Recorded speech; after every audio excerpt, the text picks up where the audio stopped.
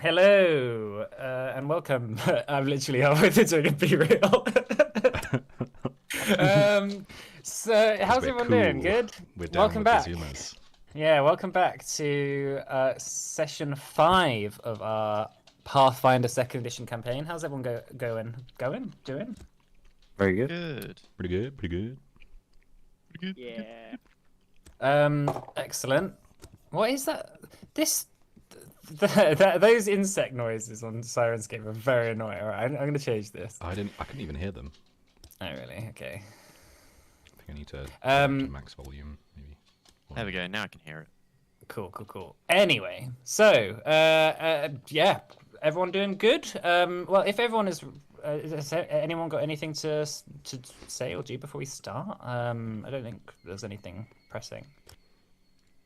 Yeah, we're good. All right. In that case, let us begin and rejoin our heroes as they adventure in the land of Adana. So, last we left off, our heroes had gone to the town of Eilishire, where they had met Yarrow, who is a halfling who lived in the village.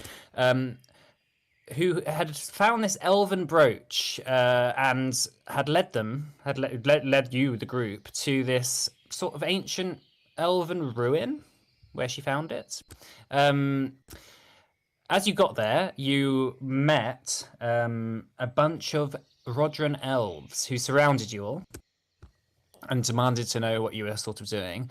The leader of the elves was Hanira's brother, Simeon.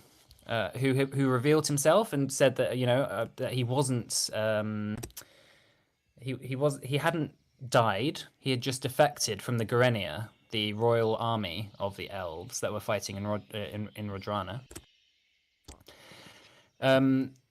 His second in command, Diok, had told you all that there was an attack imminent on the halfling village, where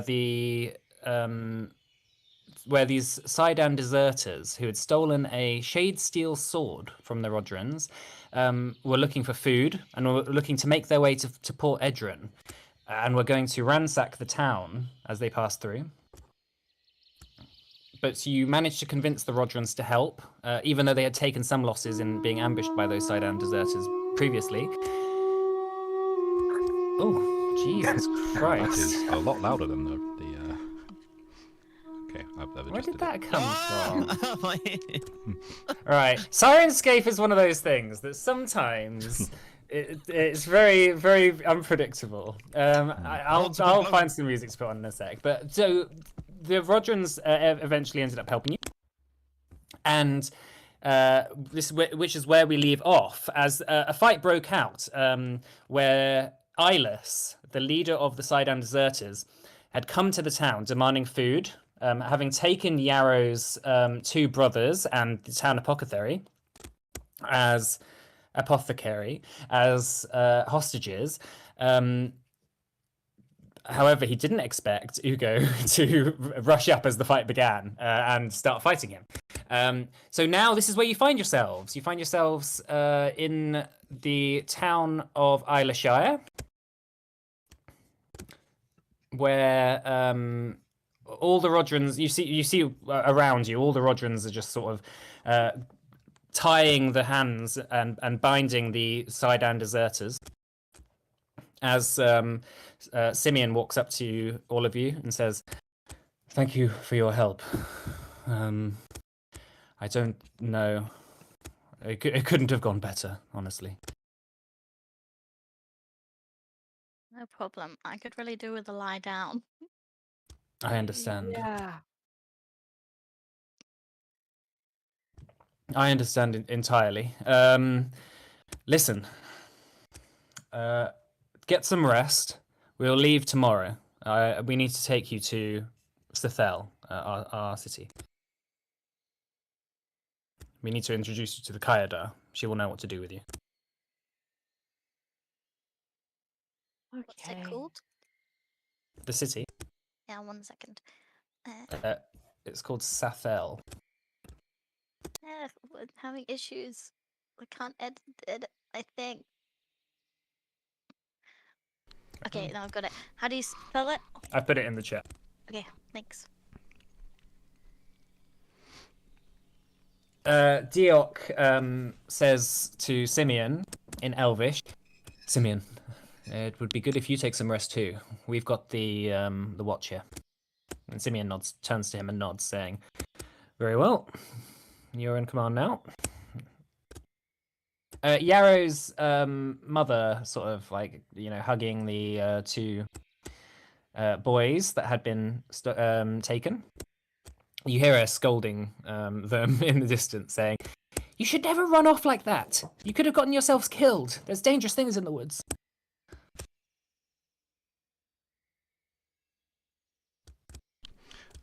Before we lie Kieskis. down, I'm sorry. Kieskis, do we need to let both know that we are not going back?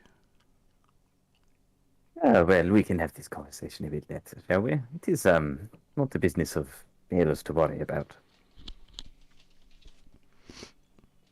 Before we lie down, I'd like to find a bow.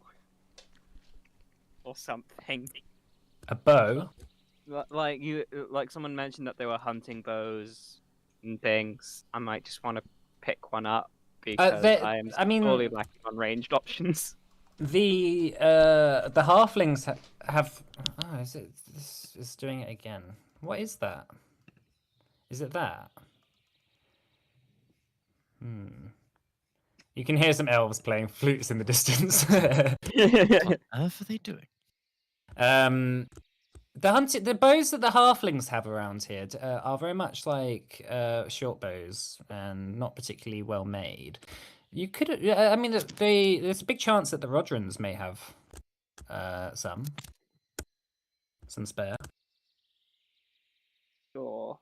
I'll try and grab one of those, or we might need to wait till Sethel or something. I'm just Simeon, thinking if we get caught on the road. Sure. Yeah, I mean, you can pick up a bow there, but it might be just worth waiting until you get to Sethel. Yeah. Okay. Simeon comes over to you, Ugo, and says, "Can I speak to you for a moment?" Sure. Why are you taking Ugo away, may I ask? As his very, very concerned guardian, it would be probably appropriate if I come with you. He turns to you, Ugo. Is that what you want? Oh, you can say, there's nothing you cannot say in front of me that you cannot say to Cascus. Very well. You should both hear this then. Are you an idiot? It's funny, many people say that. Why is it that I hear this phrase very often? People ask if I am idiot, but they clearly already think I am idiot. So why ask question? I only judge people by their actions. You charged someone after I told you he had a shade-steel weapon. You are lucky he did not procure it. I do not know why. I fear that he may have wanted to get himself captured. Shade-steel is dangerous. If you die from it, there is no coming back. To charge up to someone after you have been told that they have a shade-steel weapon is inviting death.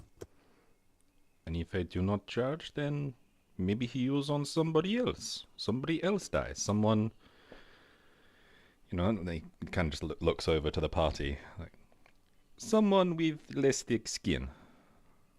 I don't know how you do things in Port Edron, but Sidon do not work like that.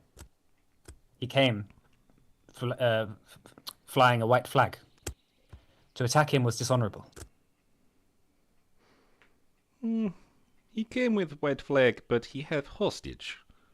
Hostage is not honorable. Saying you will, implying that you will kill hostage if you do not get your way, is not coming in peace. White flag is lie. Just understand that if you get a reputation for doing things like that amongst the Sidon, well, They will not like it. Meanwhile, we don't have such notions of honor. We thank you for your help. You're welcome. Turns to you, Casket. Do you think Ugo will be likely to run off again like that? I would not describe that as running off. He was doing his job. He knew the risks. You are lucky that none of you have yet seen a Shadestill weapon in action. They are dangerous weapons. I pray that you do not have to see one. Well, your concern is very duly noted, but until we see these things, we should have to see. For many, Caskius, the first time people see such weapons is when they die. Do you not make that your fate as well? Well, you see, we're not in the business of going around inciting aggro from Saitans or Rodrons or anyone. We are just in the business of money.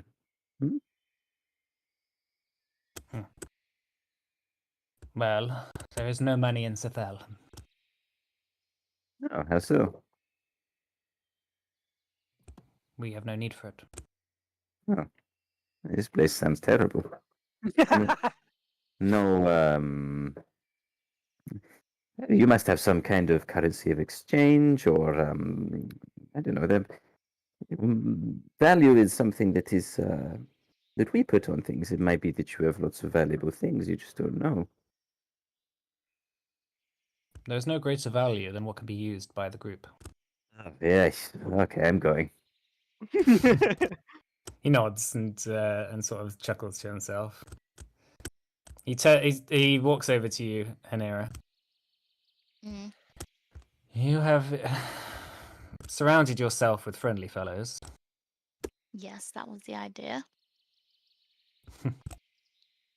I'm sorry you had to be part of this. If I knew that you were around, I would have tried to get word to you sooner.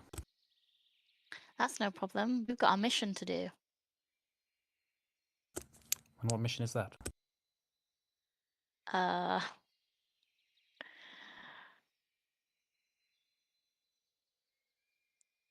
don't know if I should tell him. He notices you're hesitating, and he says, "You do not have to tell me if you do not want." Yeah, I don't think I'm supposed to tell you. Hmm. I think I'm supposed to keep it a secret. You think? Yeah, I can't remember. It's not a great secret if you're telling everyone that you have a secret, Hanera. Well, I'm only telling you. Very well. Listen, I'm going to go get some rest. We are going to interrogate Eyeless, probably in the next couple of hours or so. You are welcome to come and ask questions if you want. Yeah, that'd be good. Spread word to your friends. I will. He turns around and goes off into the woods. Henning, as you're sort of like standing around, one of the little halflings comes up to you and says, can I have my shotgun back, please, sir? How much would you want for it? Well, considering you've broken it, I can fix it.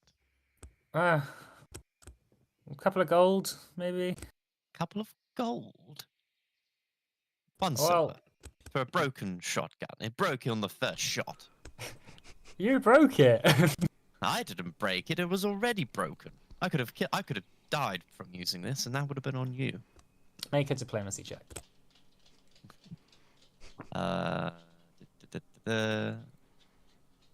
Diplomacy.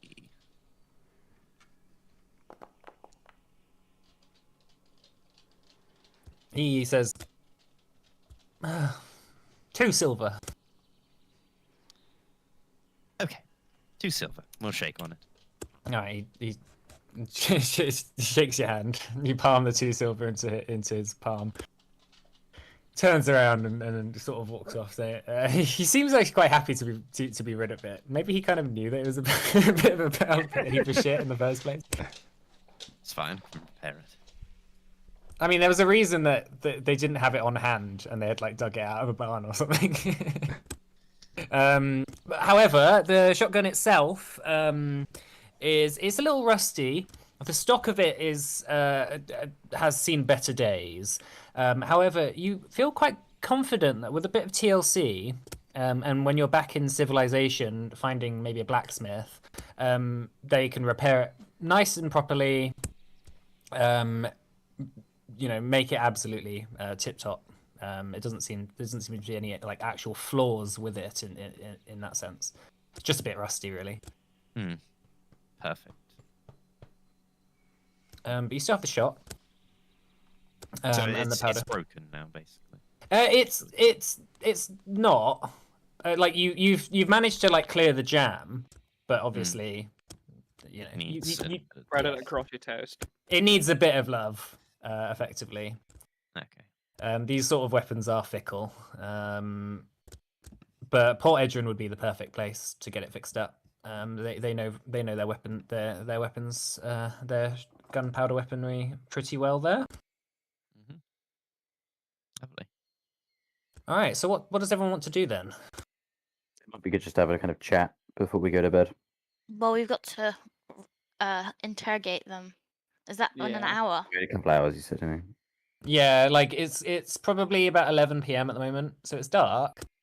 The elves are currently like busy just sort of tying up all the prisoners that they've captured. You see in the woods that they've sort of lined up maybe about 20 or 30 Sidan deserters.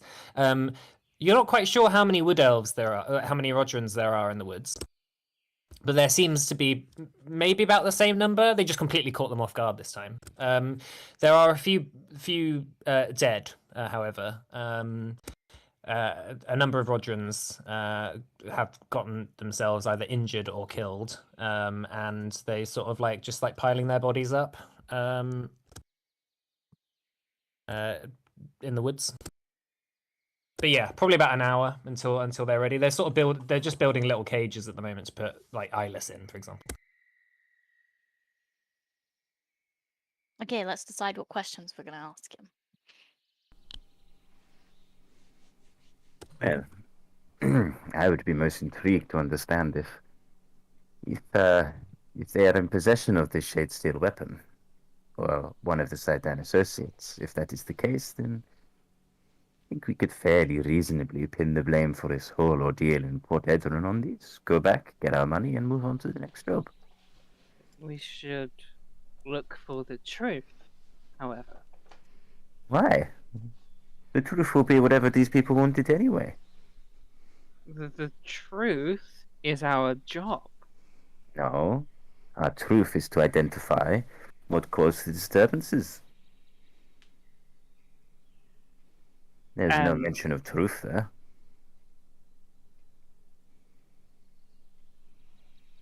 If we don't find the right people, then this will just happen again and again and again, and good people will die. Yes, people will always be killed by things all the time. Assassins don't just stop after we finish this job. They will find another way. The fact that you're okay with people dying so you can make a quick buck disgusts me. Well, I'm glad that's the case, but guess what? That's how the world works,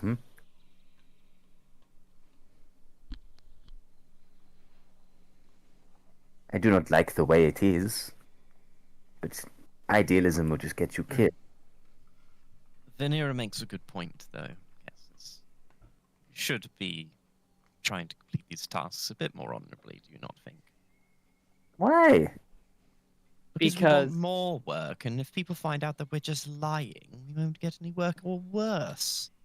Look, I'm all for making these Rodrans on the side and finding a way in. This is very important. It's good, but he's posh on the rest of it. We can only do what we can do. We've been given a task. I know, and we intend to finish it. But we need to finish it properly. If we don't finish it properly, no one will want to give us any work. Exactly, and then Keskus, there will be less money. Yeah, but So- it'll take a long time for them to kill again. Potentially, we'll be fine. We'll be on then halfway through the How next do you job at know that point. that? I don't, but you don't know otherwise. Sounds like a bit of a gamble for a successful businessman. I agree. Where you question all you want. Well, we'll have to see what the party thinks. I think the matter of if he owns a shade steel weapon would be asked by the elves already. We should ask about our own investigation. That is our own investigation. I mean, questions that wouldn't already be asked that pertain to the investigation. Of course, the elves would ask if he has a shade steel weapon. That's why they are after him.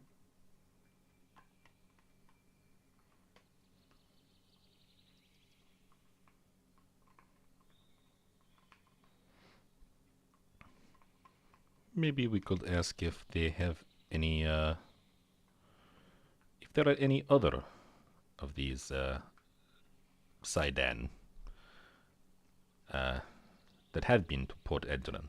Maybe ones that have told them it is a good place to go.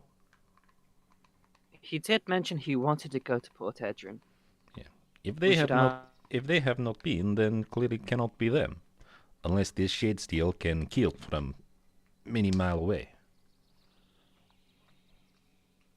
Either way, we should ask their business in Port Edron and if they have any work going on with the bankers.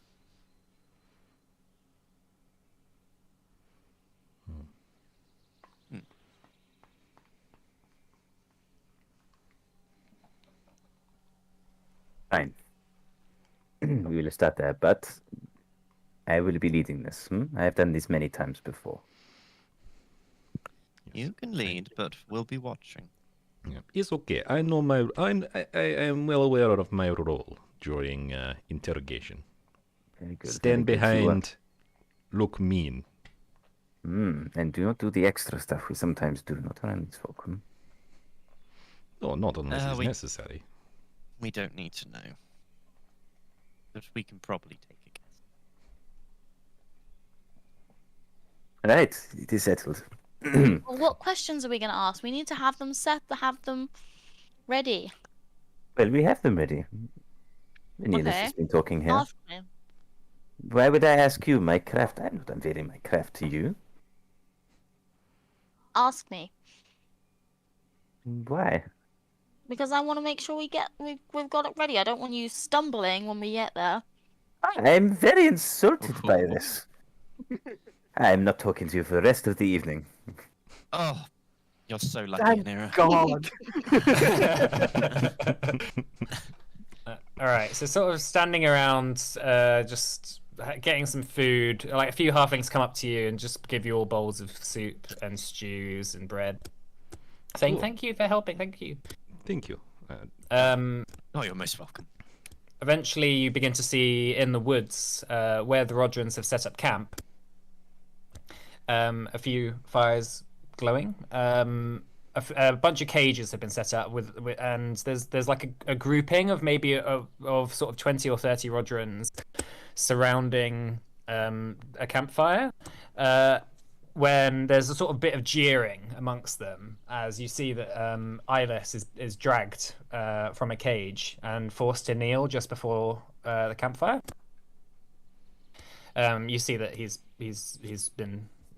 they're starting to ask him questions. Do you approach? Sure. As you walk up there, you see Simeon standing there. He sort of looks over and nods at you all as you come. He says to Eyeless, "I saw you slay 6 of my men with a single swing when you ambushed us, and now you let us capture you without even arming your shadesteel blade. Did you mean for us to capture you?" Eyeless spits on the ground and looks out to him. "You've made a mistake. You should have given me the food and let me go. And now we'll all pay the price for your dishonor." Simeon says, "Dishonor? It was dishonorable to kill a captured shade wielder and take their sword for your own. Were you ordered to do so by Prince Althisius? Aelus says, I was not ordered by anyone. I made the decision to defect on my own. And Simeon says, and why, then, did you decide to flee to Port Edrin? And Aelus responds, I heard the humans pay good money for Sidon artifacts. I intended to trade it for a ship, so me and my men could flee to Orthaid. You see Simeon sort of like look really sort of befuzzled at that. He sort of kicks the ground a bit and like just kicks a bit of dust into the campfire, like a bit of smoke shoots up. Ha! I've never known a Sidon to give up a shade steel blade. Most spend their lives dreaming about possessing one. I know you did. And Ilis responds saying, there isn't a shade wielder alive who is safe from this storm which approaches. The assassin in yellow brings the end times. You and I both know the stories, Simeon Trisfair. My house, what is left of it, is weak and feeble. We are no longer the masters of Zadar. We now bow to House Darvan. The Emperor is a 10-year-old boy. There is nobody able to stand against the forces that mean to wreak revenge on this land for our sins. And Simeon sort of just says, like, that's nothing but fairy tales and scare stories told to children. You don't believe this nonsense. And Ilis says, I've seen him with my own eyes, Simeon. It is not a question of belief. And Simeon sort of, you hear all the Rodrans sort of like mutter amongst themselves and turn to each other. Simeon doesn't really know how to respond to that. Is he chained up, Ilis? He's got his hands bound, and his legs are shackled as well. And his a couple of Rodrans are stood like holding his like the scruff of his neck and sort of holding him quite close to the fire.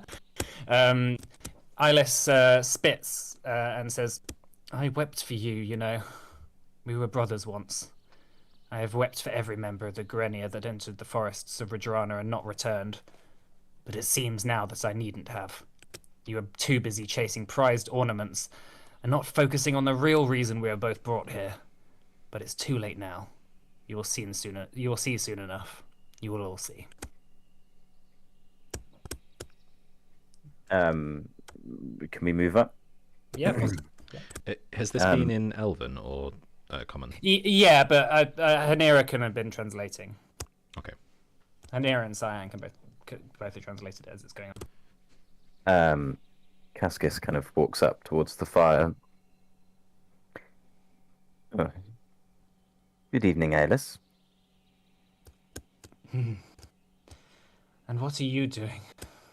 Dealing with matters that are to do between elves. Between elves? There's more than here going on than you think. You see, you elves have been causing quite a stir up from where we're from. The type of stir that would very likely get quite a lot of people killed. You there, you too. Maybe bring him away from the fire a bit. This has been through a lot today. The two Rodrans look over to Simeon, and he nods, and they pull Ilis back a bit. You see his like blonde, so quite pristine blonde hair has been sort of cut off. Like his ponytail's been cut off by one of the Rodrans, and like they've chopped at his hair, and it's now sort of a bit messy and short. And thrown in the fire. You can smell the sort of like you can see the sort of remnants of the hair burning in the flames as you approach, and like the smell of burning hair. Ilis spits down to you and says, "What do I care about humans dying?" To be honest, I don't care either. But, you know, that's not why we're here. Can Cascus, like... Because I know how we talked about this before. Could he use, like, discreet inquiry over the space of, like, half a minute? So, well, gather information to try and, like, ascertain why they were going to Port Edrin, like, outside of what they've already kind of said, just for a bit more detail to start with. Sure. What do you need to do for that? It's to gather information, so it's a diplomacy check. Sure, make me a diplomacy check. I perceive the lead on the Elven brooch still, don't So during this conversation, I want to shift. So after I won't put it on this one, but just to shift, pursue a lead onto Eyeless and this kind of issue.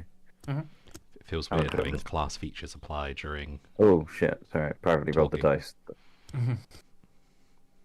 That is strange. What? Sorry, I don't know why I did that. It's only rolled once here. It says privately rolled some dice? Question marks. Can you see the number? I can see it. Okay, Yeah. I can't.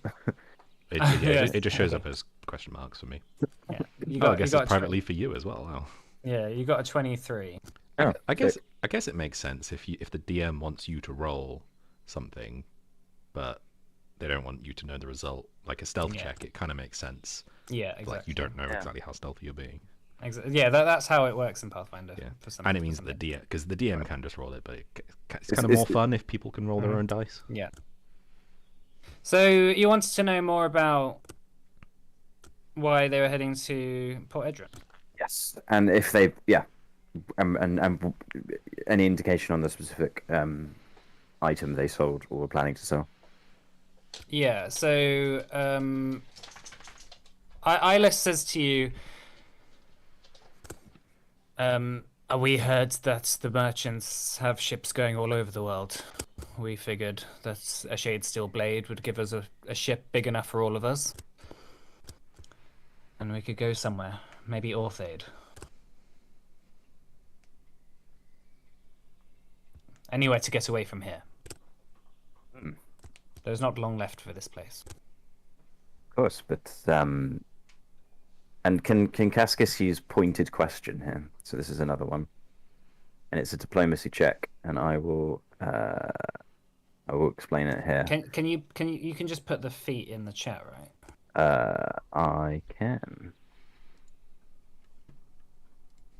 Although it's nested within the interrogation.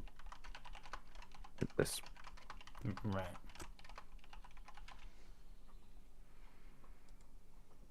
All right. Yeah. All right.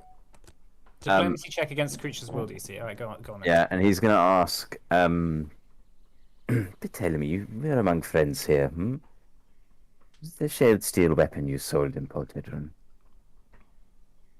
And that's the question.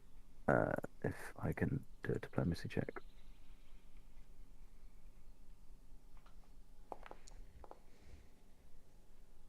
It's like he laughs and says, "That question's stupid."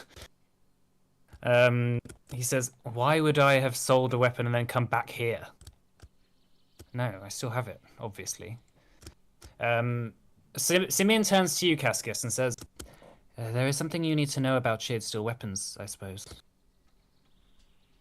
They bind to their wielders.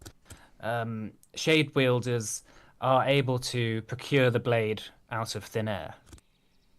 He still has it on him.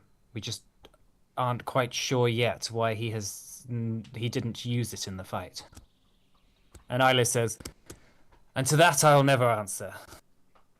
Well, you better, because the way it looks to me is that you're potentially pretty guilty here. You see, we're investigating the murder of a very important person in Port Edron who was killed by a shade steel weapon.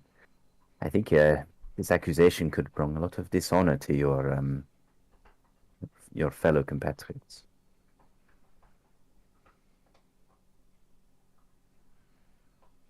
He looks up and turns to Simeon and says, "Seriously?" And Simeon turns to you and says, "We do not believe that Eyeless has ever been to Port Edron. He's passing through here towards the city. To blame him for whatever is going on would be dishonorable." I mean, you did tell me 10 minutes ago you didn't care for that such concept. We But care about justice. Oh, well, that's very good, but this is human justice we're talking about here. Messy.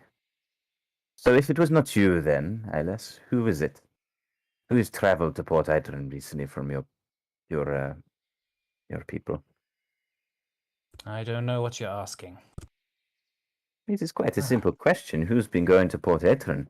One of the Rodrons, one of the Rodrons yells at one of the one of the other Rodrons and says, "Turn that flute off." Shut up.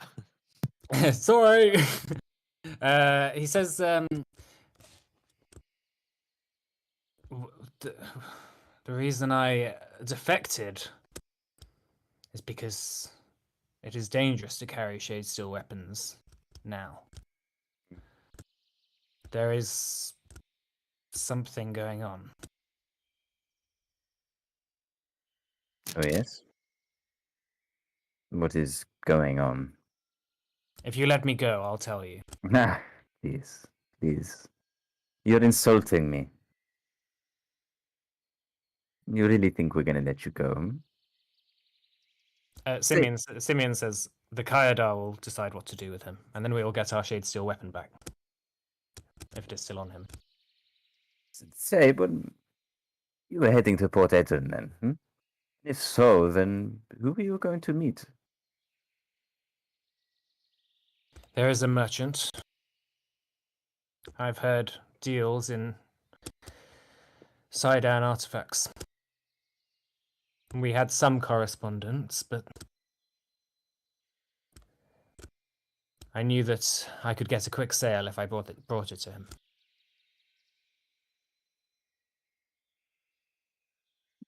See, it is on that first night, Mike. You know, Kashka saw a dagger that was put into a kind of into cloth that the guy then ran out of the pub into the street. Did Kashka take a good look at what that thing looked like? It looked like an elven weapon of some regard. Like it had a curved blade. And elven weapons, very specifically, are usually like single edged. So like if you see a double-edged dagger, it's not very likely to be elven. But this one was like a sort of cutting implement, almost like a tiny little scimitar with one extremely sharp blade. It had like sort of gold inlays and a gold handle, with sort of like leaf patterns down the side of it. Okay. Okay, well, you see, it would be very, very, very useful if you could tell us who that merchant was. I know my friend Ugo here would very much appreciate it. Yeah, Cascus looks to Ugo. Ugo's like, he kind of hears his name after like kind of like just like looking at the fire for a while. He just like snaps back and kind of reasserts his posture, like stands up straight. Make a diplomacy check, Cascus.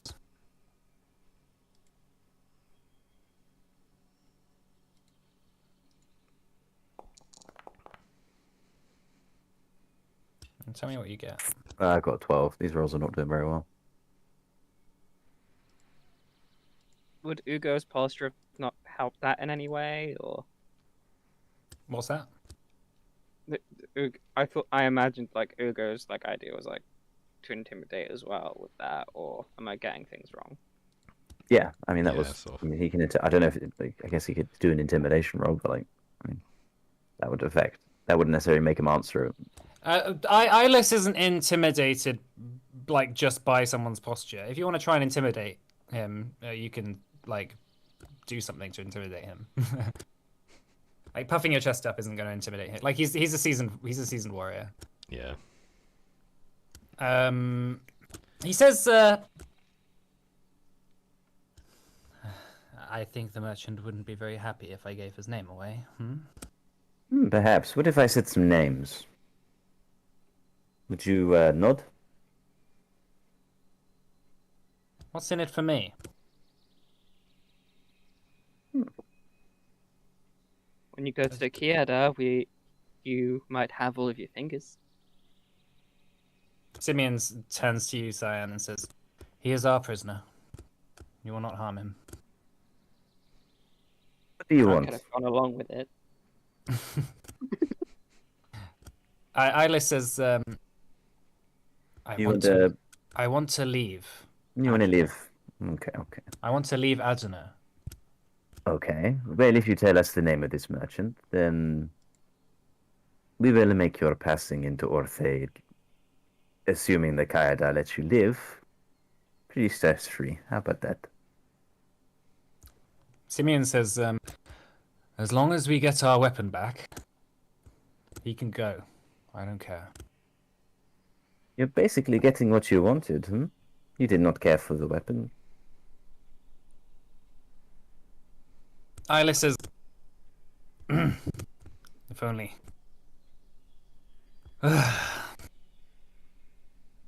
Can I be honest with you, Cascus? Well, I would appreciate that. There is something going on with my weapon. Ever since the fight where we ambushed this lot, I've had a strange feeling, like I'm being followed. And then, in that fight, I couldn't release it. I couldn't bring it out. There is something interfering. Does he seem pretty, can we do a, what's it called? Oh, insight. Sense motive. That's the one. Sense motive. Yep. Yeah, go ahead. Is it deception? I can't. No. No, deception is if you're lying. Yeah, that's what I thought. Pathfinder 2E. Insight doesn't exist in this, does it? It's deception. No, it's sense No, motive. perception. It's perception. No, yeah, no, I know that. Right, I'm yeah. trying to check Oh, the sorry. roll. Yeah. Okay, fine. Perception.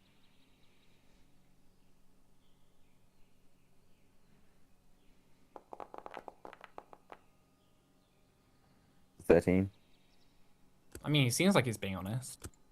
Simeon says that's nonsense. We've never known anyone to not be able to use their shade steel to defend themselves if they need it.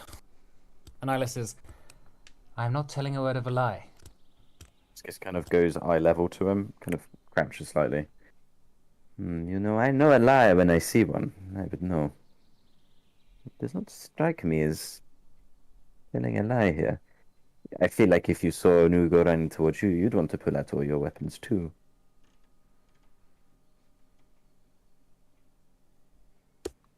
Can I ask, you mentioned an assassin in yellow earlier.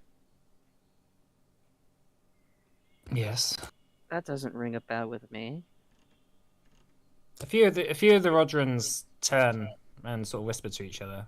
Simeon says, what elf does not know the story of the assassin in yellow? I had a sheltered upbringing. It is a prophecy of our end times. There is a being that heralds the end of the elves, that will bring the destruction of Mount Cider and the release of the old gods back into the world.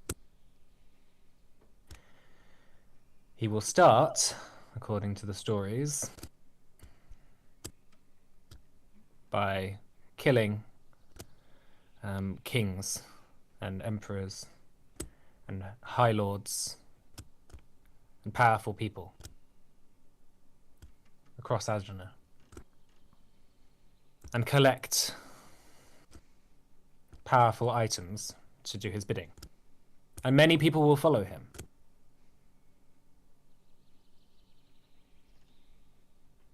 But it is a story told to children to scare them. Isla says, I believed that too, until recently.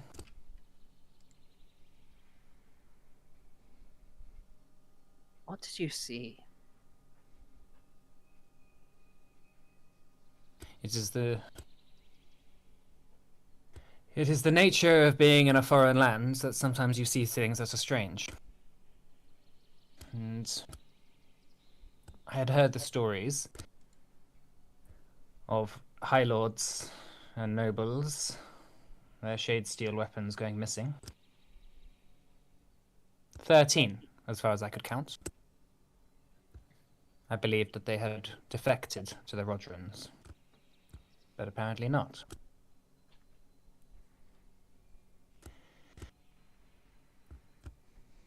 Now, well, I suppose it was a flash in the night.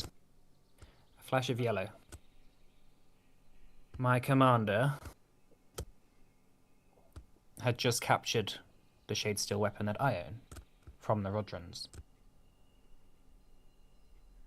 I took it from him after I found him dead. I did not kill him, as much as you may all believe.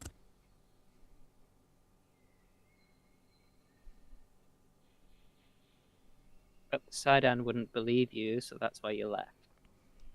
Yes, and I took my squad with me. But a flash in the night, a flash of yellow, carrying a jagged, evil blade. There was something about him. He moved quickly, faster than any elf I had ever seen. Maybe Blade does not respect you because you did not earn it. Simply found it. Simeon says, that is a noble idea. It has been known that shadesteel weapons do respect honor above all else, and this one seemingly has none. How do we know that it is just not rejected him? Isla says, it did not reject me. I feel its calling even now. It wants to be released. It wants to be used. I just cannot find it somehow. You mentioned houses losing these weapons. Which ones? I only know the names of a few. I know that House Kaidas lost one. They have 5 in their possession. Tybalt Kaidas went missing. He was a member of the Grenier as well. And then House Malfire, House Moran, and House Darwin. And my house. And what's your house? House Sikar.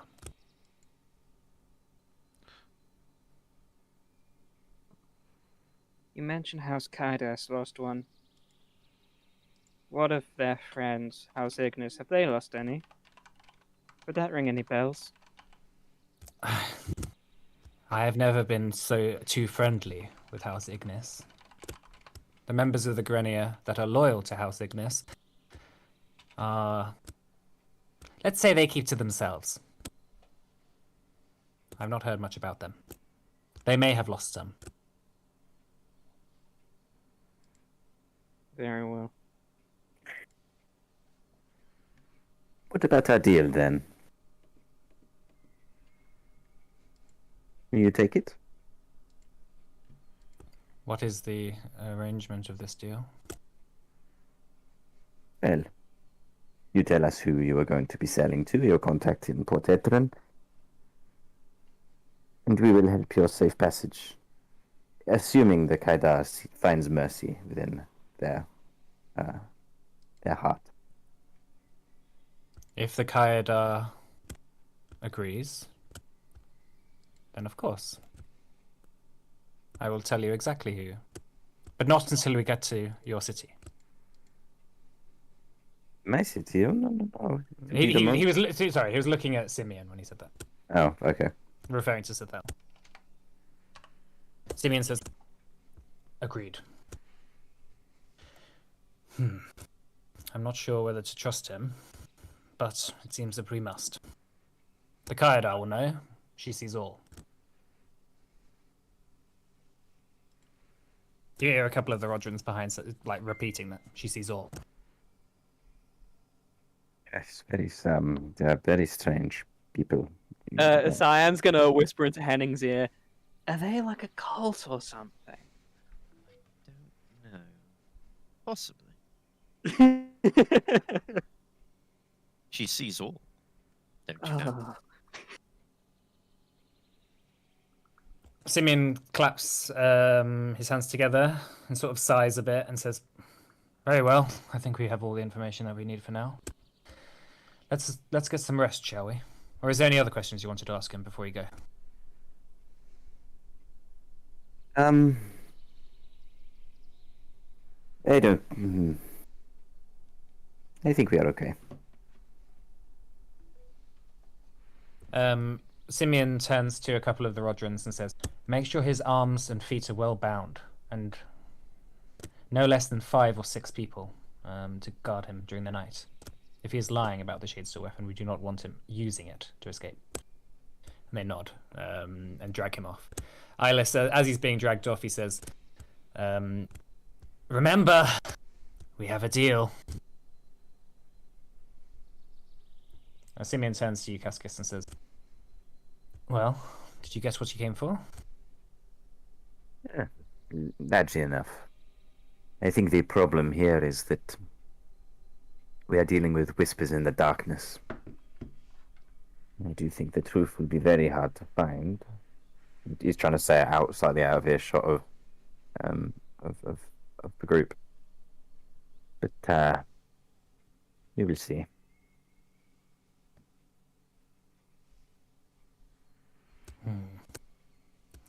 Well, get some rest, all of you. I'll see you in the morning. He turns and goes into the woods to the camp. I don't know about you, but I think fancy going back to the boat. I'm gonna sleep in the tavern. Yeah, Yarrow says, "Yeah, you can stay at the inn." Last night's accommodation was so-so. The Rodrins, I can fucking speak. The Rodrins would want us all together so that they could collect us. But the Rodrins can have what they like. But it's not. I'm sure they can find us. They are elves.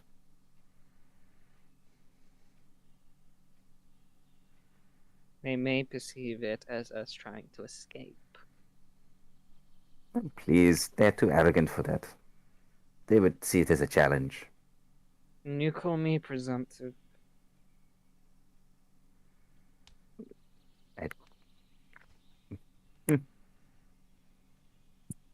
All right, so where's it? Yeah, where is everyone bedding down for the night? I'm gonna go in the inn, by the fireplace again. Sure. Cascus is going to go to the boat and just speak with who's our boatman's name? TARDIS. Tarad. Is that Tarad? TARDIS. TARDIS. TARDIS. He's bigger on the inside, you know. It's the name I got written down. He's short, but he's Tarad. got a big heart. Jared. Oh wait, Tarot. no, I did write it as Tarot, but I think we should call him TARDIS. From now on, he's TARDIS. That's the new canon. He's basically going to say, how long are you planning to stay here? Well, I was going to leave tomorrow morning, considering I didn't hear from any of you, but I knew there was a battle or something on, so thought I'd give you a bit of leeway. How's it going? We are making progress, but it is likely we're going to need a few more days here. A few more days? Potentially. Ugh. Well, I have business in the. I have business sort of in the next couple of days. So I've got to start heading back, really. How much is this business worth? Well, I've got a ship. I've got to pick up some salt from Elveras, bring it to Port Edron. Then I'm trading that for salted pork, and then I got to bring that all the way back to Elveras. In total, that's probably 50 gold's worth of trade. Oh, I see. And when is the next time you could conveniently come up to Eilishire? Probably in about a week. And how long does it take to travel by foot from Port Caris down to Port Edern via the coastal road? Probably about 2 or 3 days.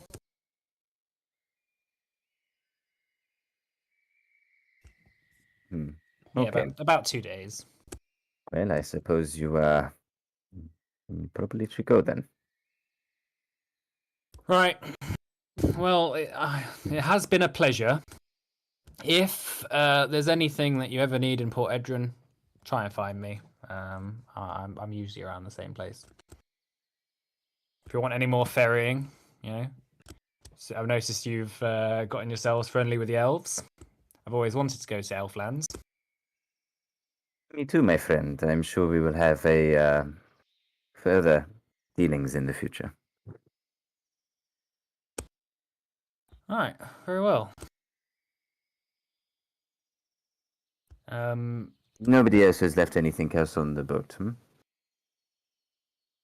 No. Everyone's taken their things. I'm not leaving until the morning. You're welcome to sleep here if you want. I think I will. I do think that I left a sandwich below deck. As you just couple days ago. As you brush past him, he just looks at Cascus like, what? Descending down into the sort of lower floor of the barge, you go to the room that you were sleeping in, and under your pillow you find it. The sandwich that you have been caressing whilst you sleep. I've been thinking about you for days. Oh no! Oh, It's got a funky smell to it for sure. Fermented.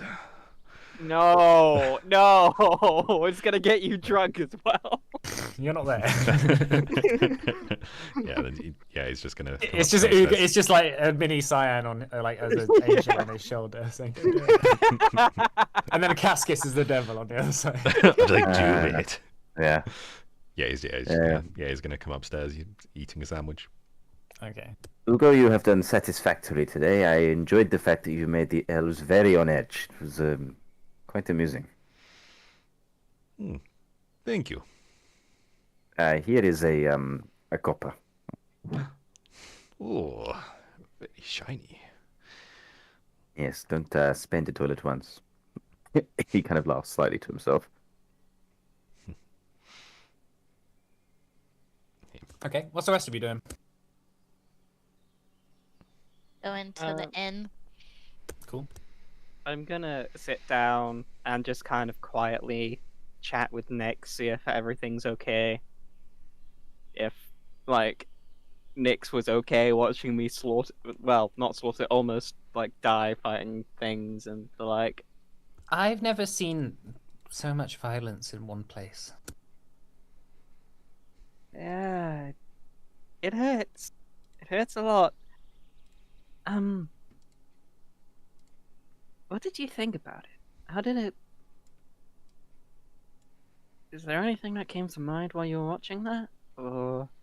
With that man, that elf, Eyeless. There's something about him. Okay. I can't put my finger on it. If I had fingers. I'm pretty sure you could give yourself fingers. Could I? She's I mean, sort of like you see as she sort of like changes forms a little bit, flitting from like a leaf to like a rock to just a hand. Oh god, it's just a floating. Ooh, I feel funny. I mean, that's what hands do. They feel things. Yeah. He was scared. He was scared. He was really scared. Do you think he was telling the truth?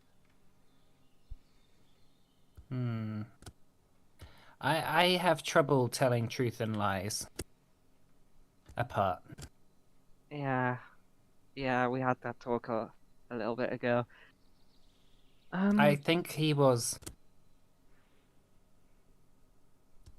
just scared. People will say anything when they're scared. There is something off about him. Whether that's seeing that thing he's talking about, or if he made it up.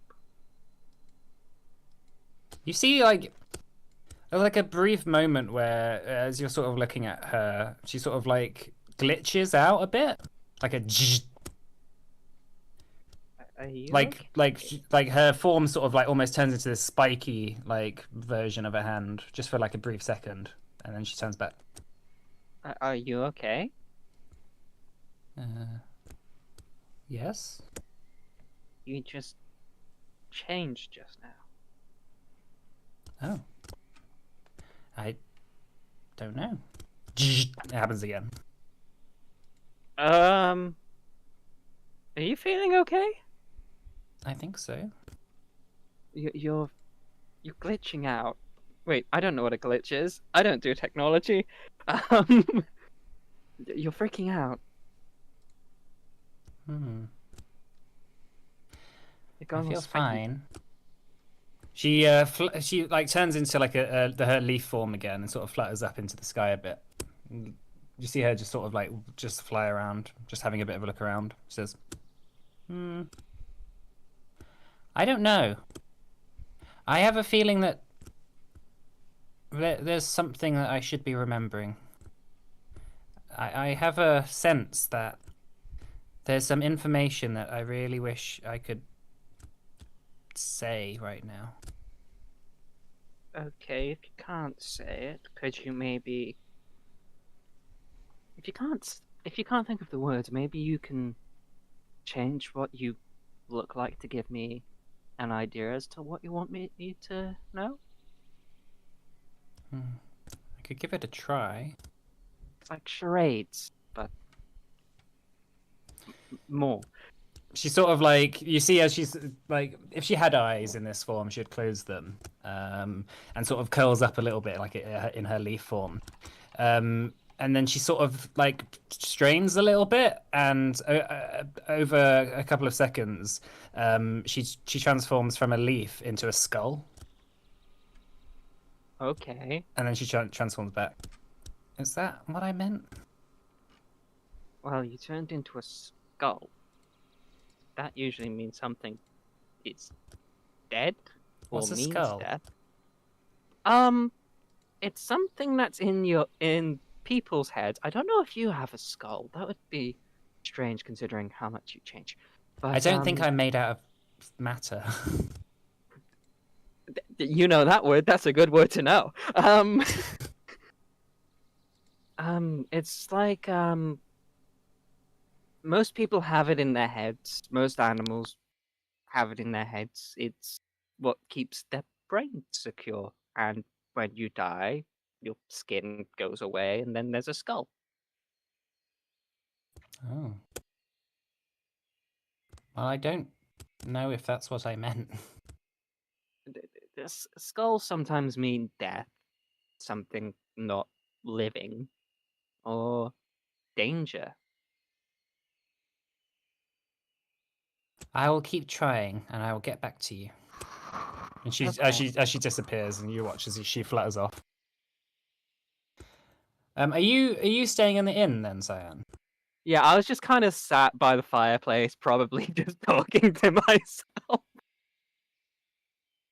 Okay.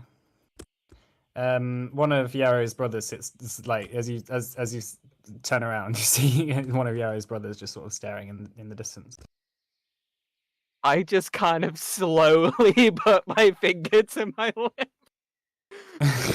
Make an intimidation check. I don't know. I'm not trying to like intimidate. I'm Alright. just like, Diplomacy. please. Make a diplomacy check. Okay.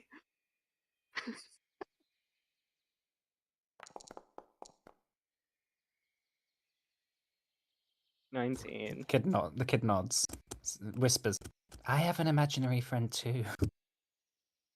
Yes. Imaginary. He like laughs. So Henning, where are you staying tonight? I was going to stay in the inn and retire to my room and play with my potions. Cool. Try and Yeah, fix up alright. this gun a little bit with whatever knowledge I might have to do so. If there's anything Sure. I can do to it now. Yeah, make a crafting check for me. Uh, da, da, da. Where's craft? Ah, here it is. With the tools you have on hand, it's a bit difficult. You managed to clear a lot of the gunk away from the firing mechanism. It seems like it's been sat in a sort of quite muddy barn for a while. And you managed to scrape away a bit of the rust on the outside. It needs a bit of like oiling and tarring and stuff on the outside, just to stop the rust getting to it. And on the inside, you need to take a bore to it really to like drill out the inside a bit because obviously like it's sort of easily clogged up. That's as much as much as you can do. You're confident that you might be able to get it to work now, though. It might be able to fire next time you use it. Okay. Yeah. Other than that, I'm just sort of mixing potions and thinking about what's gone on in the day. Cool. And Hanera, what are you doing tonight? I'm going to the inn. Cool. All right. Is there anything in particular you want to do?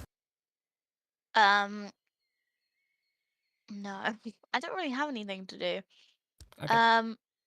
Just go to sleep. Sure. All right. I have a go on. question. Oh yeah, go ahead. On a long rest, what happens? Right. So you are in a comfortable place. Oh, I just need to get part.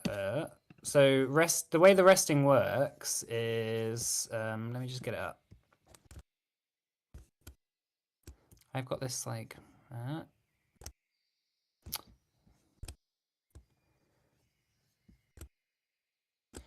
The GM screen on Archives and Ethics doesn't actually have the rest stuff on it, but the way it works is you sort of get back your Constitution modifier multiplied by your level over the night. Do our wounded and dying things come off? Yeah, so goes down by 1. Okay, cool. So I'm no longer frightened. And do I get spell slots back? And you get your spell slots back. And so the character regains hit points equal to half their Constitution modifier. Equal to their Constitution modifier, minimum 1, multiplied by their level. If they rest without any shelter or comfort, you may reduce the ceiling by half, but you are comfortable. The character loses the fatigued condition. The character reduces the severity of the doomed and drained conditions by 1. So if you're wounded, that's why would you be wounded? I was wounded by the crocodile. Isn't that Same. you'd be doomed, right? Because you were not. I think when you go down and then come back up, you have 1 more wounded, Sure. and then for every wounded, you get an automatic dying when you go down. I So think doomed my is a con separate mod. thing that's like auto death, right? Oh yeah. So my con mod is 1, so that means I get 2 HP, right? Multiplied by your level. Yeah. Yeah. Whereas that is Lovely. I need more healing. I'm on 3 HP. So I treat wounds and potions are so important in this game. I might do that in the morning. Oh, I can treat your wounds. Yeah. All right. And then taking a long-term rest is part of downtime. So that would be like over a week or so. Right. So this is just a 1-night thing. All right. So in that case, as you're sleeping, Hanera. Yeah. As the grip of sleep takes over,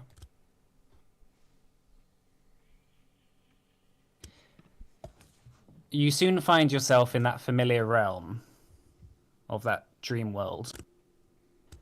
You're sat by the stream that flows into the bay near your home. You can see the tall spires of arena in the distance. Their ancient architecture pointing towards the sky, rumbling, as you see in the distance by the bay, a huge storm cloud approaches. A hazy gloom surrounds everything. There's a sense of unease in the air. And once again, as you look down into the river before you, noticing that instead of water, there's millions of tiny black marbles sitting there, motionless. Despite the oncoming storm, the grass is motionless. The trees in the distance are motionless. Sitting atop the hills, they refuse to sway. And as the clouds draw in closer and closer and the storm picks up in pace, you watch as the black marbles in the stream begin to vibrate, almost as if they're sucking in the energy around you. They begin to rock back and forth, and you watch as they begin to give off a strange fog. It isn't like any fog you've seen before. It's almost like tiny black squares on diamonds, black, opaque, weightless material that seems to be released by them, rising up into the sky, being sucked up by the storm that approaches. Something about this storm, and the hazy orange glow of the gloom that surrounds you, seems to be absorbing something from these marbles. These little pieces, quanta of energy. As you watch this unfold, the stream begins to part in front of you. Two black, almost skeletal arms, long and spindly, seemingly with multiple joints that contorts itself in horrible, impossible ways, grabs the side of the riverbed, almost either side of you.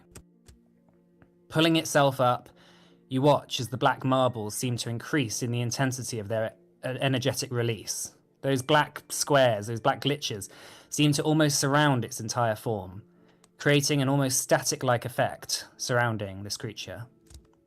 Peering through the cloud that surrounds it, you see as it raises from out of the river, its body skinny and twisted, with leathery black skin, with thousands of eyes opening and closing across its body.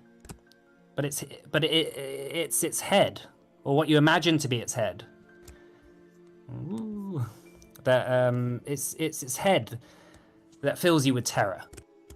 It's some sort of bronze shield that sits atop its shoulders, with an intricate pattern that you don't recognize. There's lines and twisted sort of designs that morph the more that you stare, and it fills the mask on this creature. All of the eyes on its body suddenly snap open and look directly at you, and you find yourself frozen in place. You want to run. You wish you could move, but it has you in its sights, and you know it does not want you to go anywhere.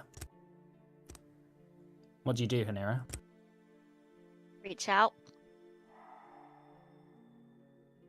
As you strain and try and move your hand, you sort of looking down at your hand. Your entire body is shaking. The creature seems interested in you. It sort of almost sniffs the air. It sort of like begins to sort of walk around you as you see as it sort of turns its back to you. A couple of ribbon-like tentacles or vines sort of are shooting off its back. Just sort of like hovering around it. And then it turns again and stares at you. Its eyes, all across its body, they all open and stare at once again as the three ribbons shoot out and grab you. All that you know and love is gone, the creature's voice says, although you don't quite know how it speaks. By my hand. The creature reaches out a leathery, skinny arm. It seems to elongate as it reaches towards you, and at the end of its palm is a vicious, circular mouth with rows and rows of teeth, like a leech.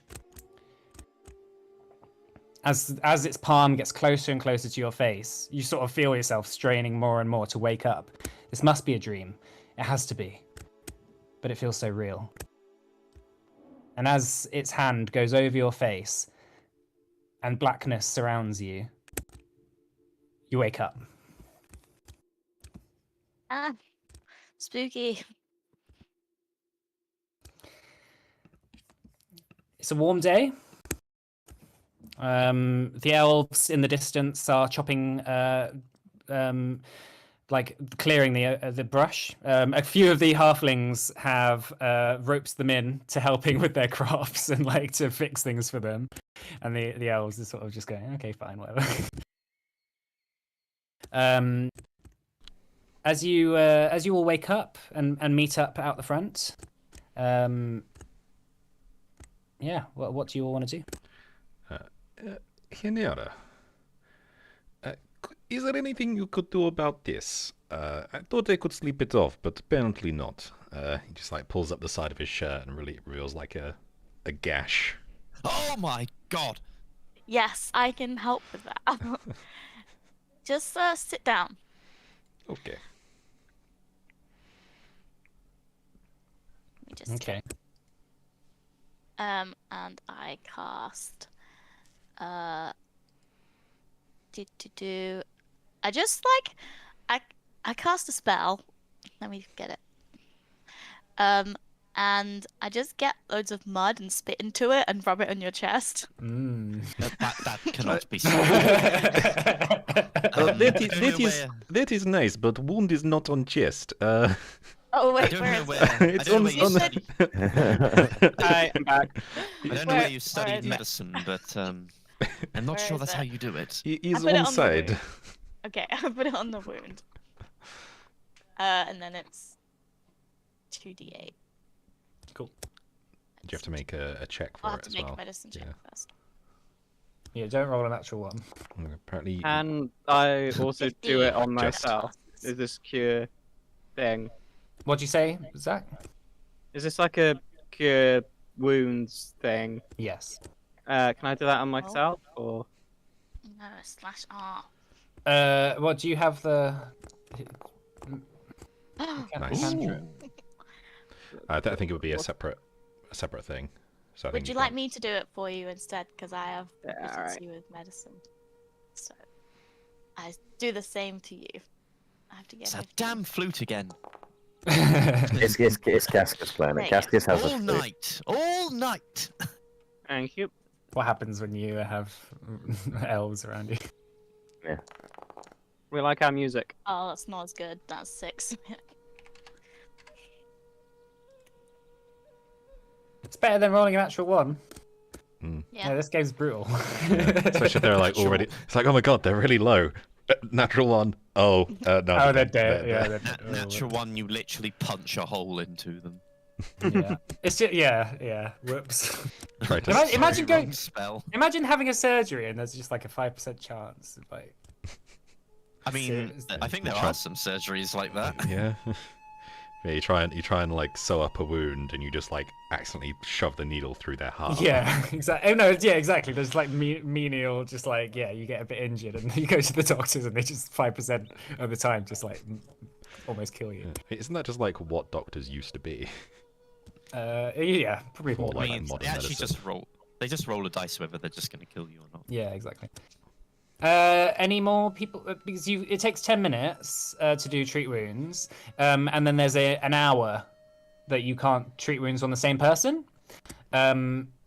So in the space of an hour, if you can all have a bit more heals if you need them. Who need? Does anyone else need healing particularly? I'm yet to take damage. Yeah, same. Okay, yeah, I don't think Yarrow needs anything either. All right, in that case, you see in the distance Yarrow saying goodbye to her parents. As a couple of elves just guide her towards the rest of you. The halfling village looks calm. It looks peaceful. As Henera, as you're treating Vanel, you feel something lodged in the back of your throat, and it sort of makes you sort of cough up a bit. Oh, maybe I need to treat wounds myself. Can I cough it out? Yeah, so sort of you kind of have to reach into your throat, like it feels like there's something deeply lodged in there, and you have to like physically reach in and pull it out. But as you pull it out, you look in horror to see that it's a little black marble. Oh shit. Oh, that was a nice magic trick. How did you do that?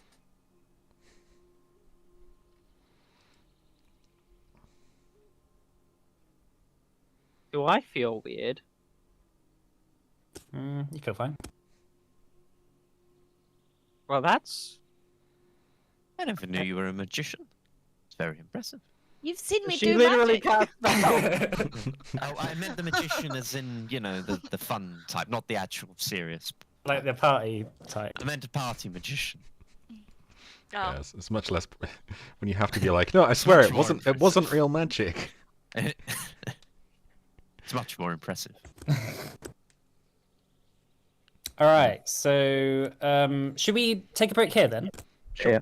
Okay, I'm gonna make a cup of tea. Yeah, let's Alright. come back in 15 minutes. So. Okay. Cool. Okay.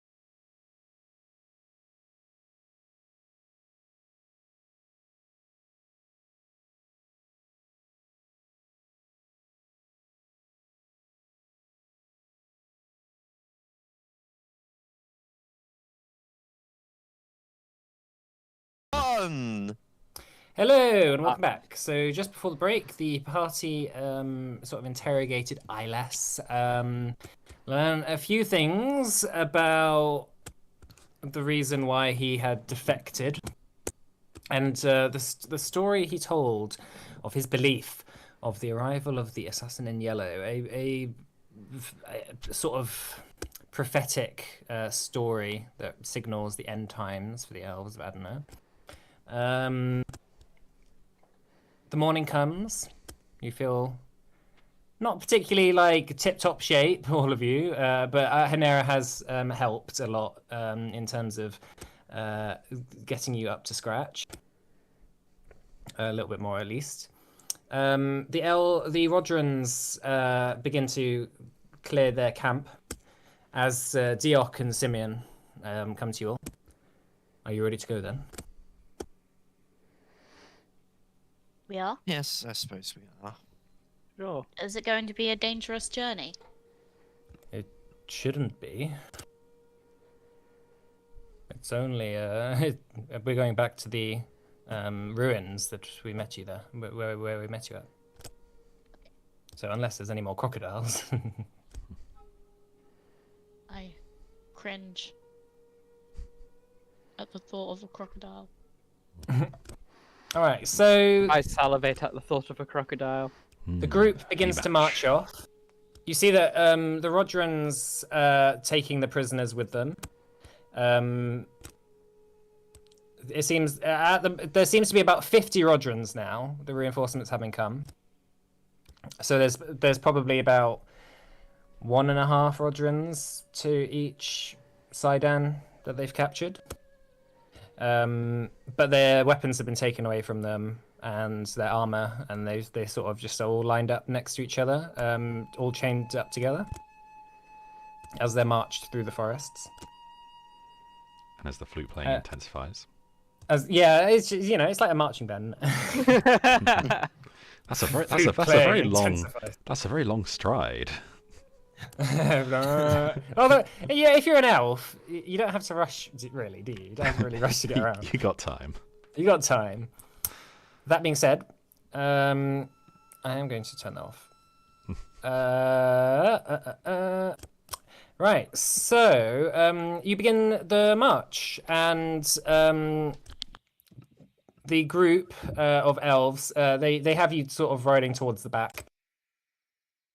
As Simeon and Diok walk alongside you.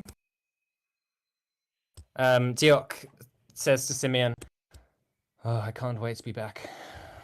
It's been too long." And Simeon says, "Yes.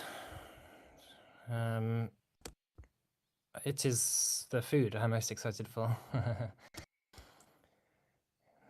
But the rest of you, you are in for a treat. The Kayadar doesn't have guests often. What is elven food like? Is it like normal food but smaller? Thinner? No, it's awful. It's dreadful. Mostly. Wait, I don't know if Rodron food is any different to Sidon food. Sidon food's awful, at least. Simeon says, "Yes, funny enough, I never thought that I would ever get sick of Sidon food, but since being with the Rodrons, I have come to expect slightly different things." He says, "Ugo, the way that the Sidon eat, they rely on ancient technology called hex weaves to create food. It is how the elf cities can be so large and not have to require on any farming. However, it's plain. It's very plain. So we're in for something a bit different." Basically, Ugo, do you like gruel? What is gruel? Oh my god. It's Oh, like God. porridge. It's awful. Porridge is okay, not as good But as we're meat, made with but... water, not milk. Ugh! No, it is. Sometimes you need there is only so much of the meat, so you must bulk up with porridge. Okay, but imagine that every day. For 800 years, says For Simeon. Wait, for Wait. 800 years. wait. You mean only porridge? I mean, sometimes we hunt. Breads. The way that the hexweaves work is that it produces a form of flour that can be made into cakes and sort of biscuits and breads, or can just be mixed with water and eaten like that. Does, How, does it have sufficient meat in it? It has everything that the body needs for sustenance. Does it So have no meat, buddy. elven body or me body? Our physiology isn't so different. He says, but occasionally there is a hunt, and animals are consumed that way. Amongst other things. the curious practice seems to have no functional benefit to hunt when you don't need to hunt. Is it a cultural or religious ceremony of sorts? It is for sport mostly, but elves have a lot of time on their hands, and they tend to fill it doing, some would say, stupid things. If Say- hunt is for sport, does this mean that meat is up for grabs? It's whatever you can find. You can eat. But only Sometimes those they don't hunt for food. only those with good connections can organize a hunt. Most people living in the Sidon cities never leave in their entire life. Well, clearly they do not have the energy without eating meat. Where do they get their muscle? Oh, kind of just like looks over at the elves, just like all quite skinny. He's like, oh, maybe, well, Yeah, exactly. maybe they do not. Maybe this is why you elves are so skinny. Maybe if you live elsewhere, you eat meat, you eat lentil, you'll get big and strong. Deox says, we do not hunt. Elves do... we do not farm. Elves do not farm. So it is... We get what we are given. And what nature provides for us. And what you murder. How are hexweaves produced? It seems to me that these would be quite advantageous to the rest of the world. Again, like shade steel, they are from the Age of Gods. They have been handed down generation to generation. Some are occasionally found, but most over time are lost. Each of the great houses has some, and the amount of energy the amount of food that they can produce every day is the purview of the High Lord who owns them. It is the High Lord's prerogative to make sure that his people are fed, and in return, they give him loyalty. And you're telling me that none of these High Lords have ever thought to take advantage of these hexweaves? Well, how do you think they got their power? Well, no, I mean, you could control the whole continent with these things. Further than that, the world. Well, until recently, we had no contacts with the outside world. This continent was the whole world for us. Intriguing. It kind of pulls out some paper and starts writing things down. But it is the Sidon who... It is... Most elves on this continent are Sidon. And most Sidon live in these huge cities, these tiered cities, where the High Lords provide food for them.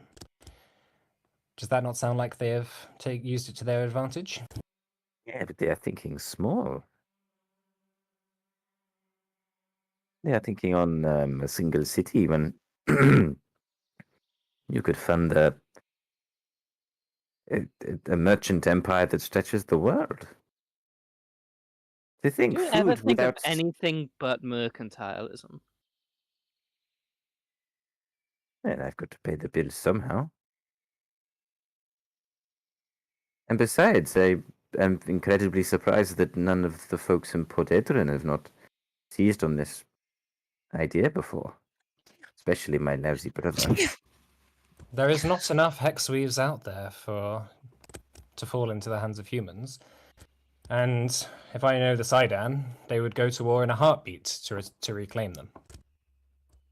Wars have been fought for less. They're incredibly important for the survival of the cities. If a High Lord loses his hexweave, well, entire cities could starve. Well, this is a tall tale. Interesting. As you continue down the forests, being brought back into the sort of the overbrush and the overgrowth and crossing over the river, Nyx flutters up to you, Cyan. Hello. He's scared still. She points over to Eyeless, who is being led just sort of in front of you.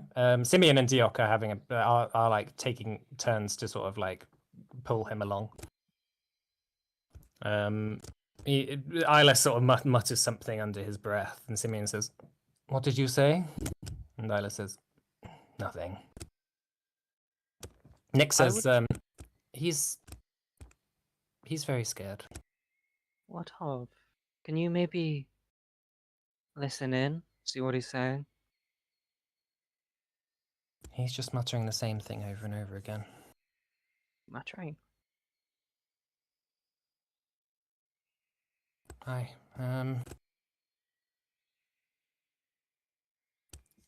He's doing a prayer.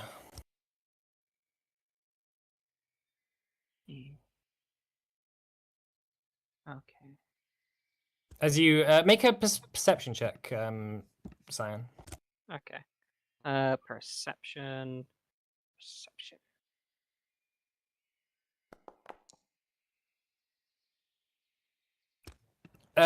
Sort of walking a little bit closer up behind him, you hear him whispering in Elvish, "May the Exalted protect us. May the betrayed find strength. May those with Sidon blood stand tall in the hardest of times." He's just saying that over and over again. Okay.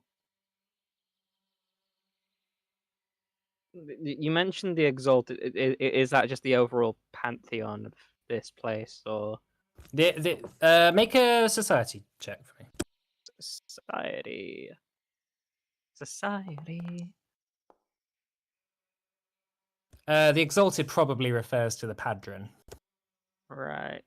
And you mentioned the betrayers. That's probably, like. May the betrayed find strength. Oh, the betrayed. The betrayed. Right. Okay. I'm just gonna. So, from your society check, the elves have a very particular view on their history, which is that they feel as if they had been betrayed by the gods after after laying down their lives for them during the Age of Titans, the Age of God. Sorry.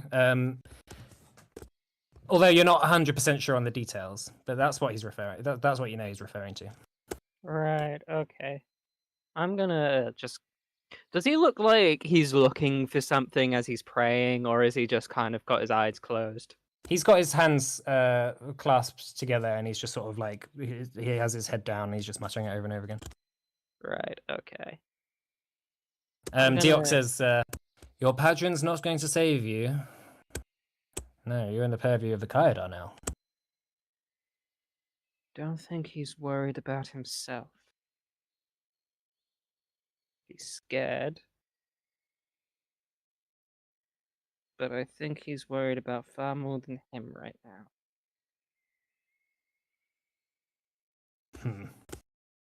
Diok pulls the rope that's sort of like connected to Eyeless, and Eyeless sort of stumbles a little bit, and he says, "Come on, move faster." Simeon sort of falls back a bit and walks next to you, Hanira. Hmm. Can I ask a question? You can. What is this whole magic thing about? Oh, I don't know. I just have magic. I've always had it, but mother, when we were younger, told me not to tell anyone, especially father, so I just kept it to myself. Hmm. The risks of using magic for our people are steep. You seem know. shaken. I know. I am careful though. I know, Hanira. But you can always tell me anything. You know that. There's something that I meant to tell you when we first met. Something which I thought you might like to know is that Alora got married Oh. to Hey. Lord Malfire's son. Oh. He sort of looks a bit disgusted. No, Oh, the I nice want. one. Oh. Well, is she happy? Yeah, they love each other, apparently. Oh dear. What about you? They've tried to marry you off. No. Good. You do much better to not be some handmaiden of some high lord somewhere in some dank castle. Well, that's what I thought. That's why I'm here. Well, there are some people, Hanera, that do well with the lot that life gives them, and some people make their own path. Our family seems to be more on the latter half. Yes. I guess so. The Rodrans up ahead stop. Hold up! You hear? As Simeon walks to the front. Ah, we're here, he says as he returns. You see as ahead of you, the Rodrans at the front begin to. One of them cuts their hand again with a dagger and puts it on the arch. As again, this black, oily, slick sort of portal opens up, and they begin to sort of ferry through the prisoners, and the Rodrans start passing through. Deox says, "Fantastic." Hey, Nira, would your blood work to activate the arch? Me? Yes. Well, let's try. And Simeon smiles and says, "Very well. We'll hold back. You can give it a try. What do I have to do? Just let everyone pass through first, and then I'll show you." Okay. Deoc stops Eyeless and says, "Not you. You're coming with us." And Eyeless says, "Oh, for fuck's sake." You watch as the rest of the Rodrans, except for like a couple that are staying to sort of like guard the rear, pass through the portal as as Simeon walks over to the guy who's holding it open and talks to him. The guy nods and says, "Very well." He takes his hand off the portal and then goes through it, and then after a couple of seconds, it closes behind him. Simeon says, "Come over here, Nira." This may hurt. And he gives you like a small little dagger that he keeps in a special pouch on his belt. So you just need to cut yourself here. This dagger, it's a special kind of dagger. It doesn't leave any scar. Cool. Great. And let's do this. And I cut my hand. Okay. So you cut your hand. You put it on the portal. As the rest of you stand and watch. as you put your hand up to it, you feel that there's almost like a sucking feeling. You almost feel like your wrist, like the blood in your veins, is sort of being drawn out of your hands. And the vines once again constrict through the portal, and it begins to, as you sort of focus, it begins to open up, and this black void opens. And Simeon says, "Very good, Hanira." As a couple more Rodrons go through, and then suddenly it closes. Nice. Simeon says, "Wait, that's not supposed to close. Try again, Hanira." Do I have to cut myself again? No, your hand's still bleeding, so you just put your hand back. You put your hand back on it, and the portal doesn't seem to be registering your. It doesn't seem to be doing anything. And Simeon says, "That's strange." And then you begin to watch, all of you. There's like a strange fog that begins to descend.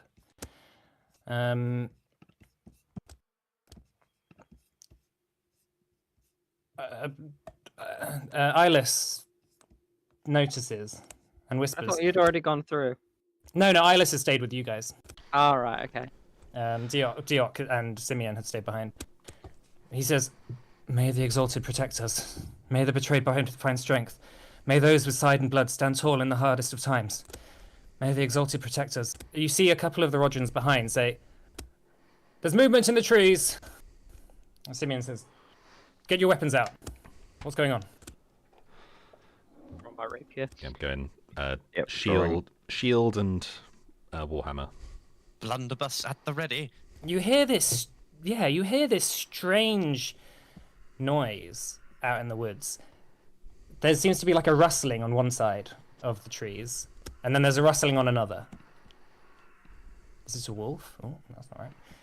Is this a wolf? One of the Rodrons says. You all are standing around. This is Eyeless, this guy. And then this is Simeon here. No, here, you're here. Stop spinning.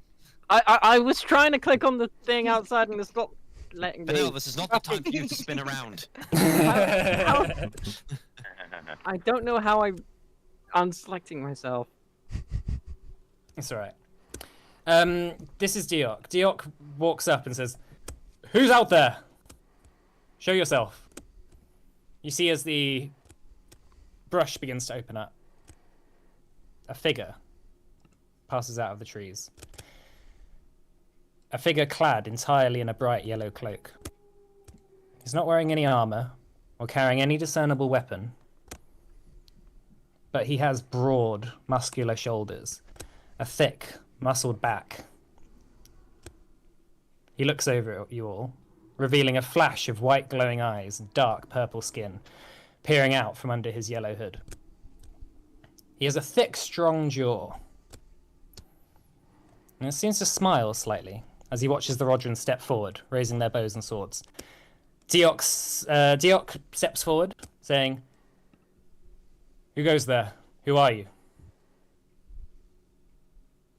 You see, this figure approaches. "Not one step further," Diok says. Simeon turns to you, Hanira, and says, "Try and get that portal open now. Hanira, focus." I'd try and get the portal open. Okay, make me an intelligence check. Actually, no, make me a what is it, charisma? Charisma. All right, make me a charisma check, please.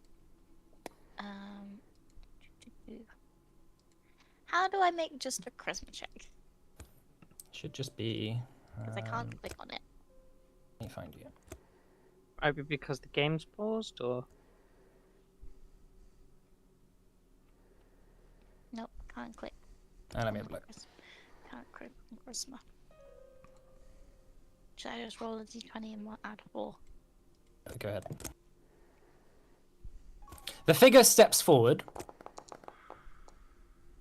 17. Cool. 17. You begin to focus and you watch as there seems to be something stopping you from opening the portal. Cyan, Nyx is glitching the fuck out right now. She's like changing into all forms of shapes, sort of like spiky shapes, round, sort of blobs, sort of breaking apart and reforming. Probably won't work, but I try and grab her. Yeah, your hand just sort of goes straight through her. Do we notice Cyan like grasp trying to do that, or is it? Yeah, he's- Probably, I'm very just actively just clawing out the air. Well, yeah, you're sort of looking at Cyan, sort of clawing at the air, but also your eyes are locked on this figure. Suddenly, in a flash of a moment, in little more than a blink, the yellow-robed figure dashes forward, and in a single sweep of his arm, a huge, dark sword, edged unnaturally with jagged points set all across it, with one bladed edge. At least 10 foot long, maybe, this sword. It's huge, crackling with black electricity, appears out of thin air. You watch, in just a single blow, Diok immediately collapses.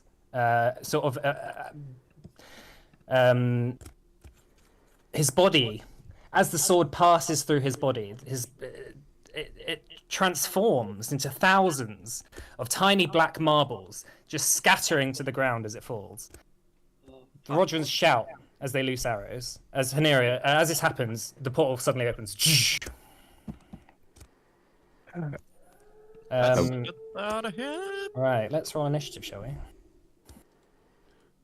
Okay. Well, let me just do it for you. Sorry.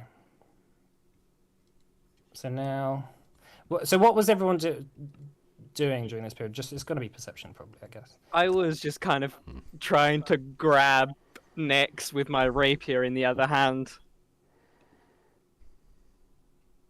I was just sort of seeing what I had prepared, Yeah. bomb-wise and stuff. Damn, nice.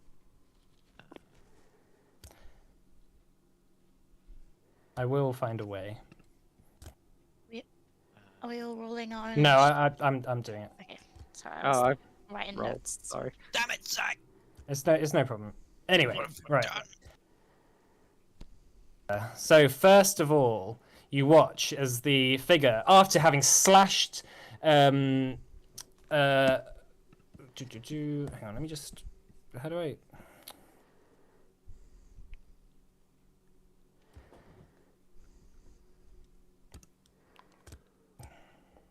Oh. Just gonna put some battle music on. Is this battle music? I want the flute. Stop playing that flute! Oh. Oh. Zombies. Oh, not zombies as well! All right, you watch as he dashes forward. Oh. God's sake. Okay, cool. Yeah, he dashes forward. With his last action, he slashes back at this Rodron Hunter as well. Just gonna strike.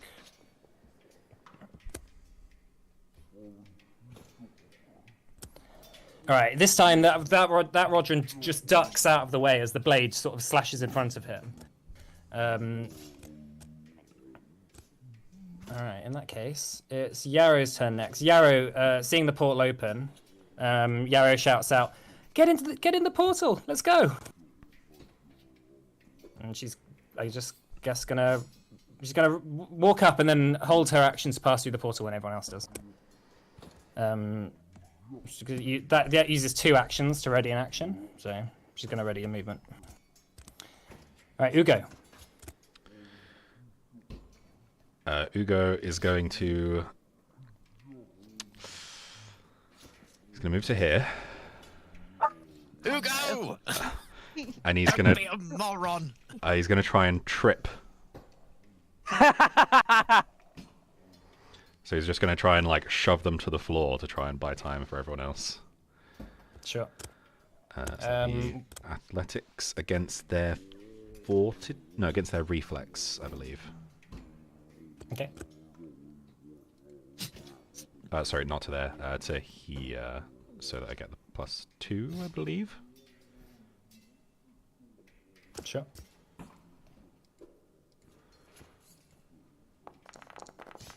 Oh no, so flanking doesn't actually work like that. How does it not work? No, it doesn't. It doesn't work on opposite edges like that, which is kind of weird. What? But I'll allow it for now. How does that work?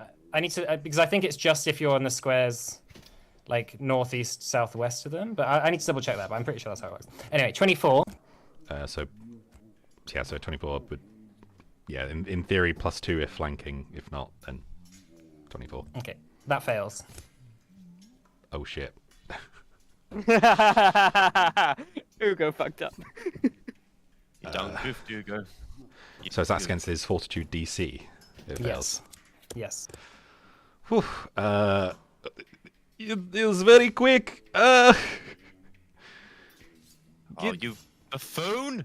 Get away. 1, 2, and he's gonna start going towards the portal. That's fine. Alright, the assassin doesn't use an opportunity attack on you. Thank fuck for that. Yeah, that's it for me. Alright, heading. Yeah, gonna do the same thing Yara did, basically. Just hold the action, go through once everyone's there. That's fine.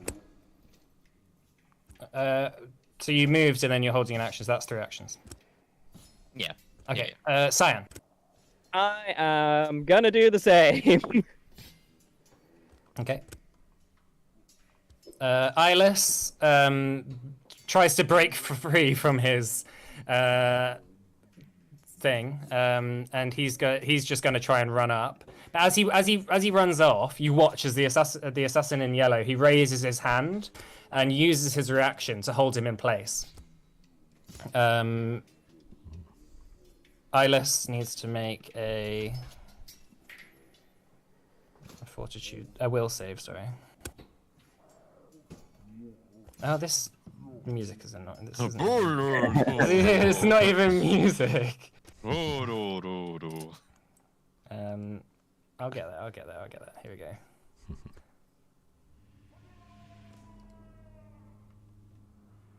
Is that it? Okay. Yeah, so Eyeless is like sort of frozen in place. Unable to move for the rest of his turn. This Roger and Hunter is going to fall back and he's going to let loose a couple of arrows. Alright, I just need to roll the dice for it.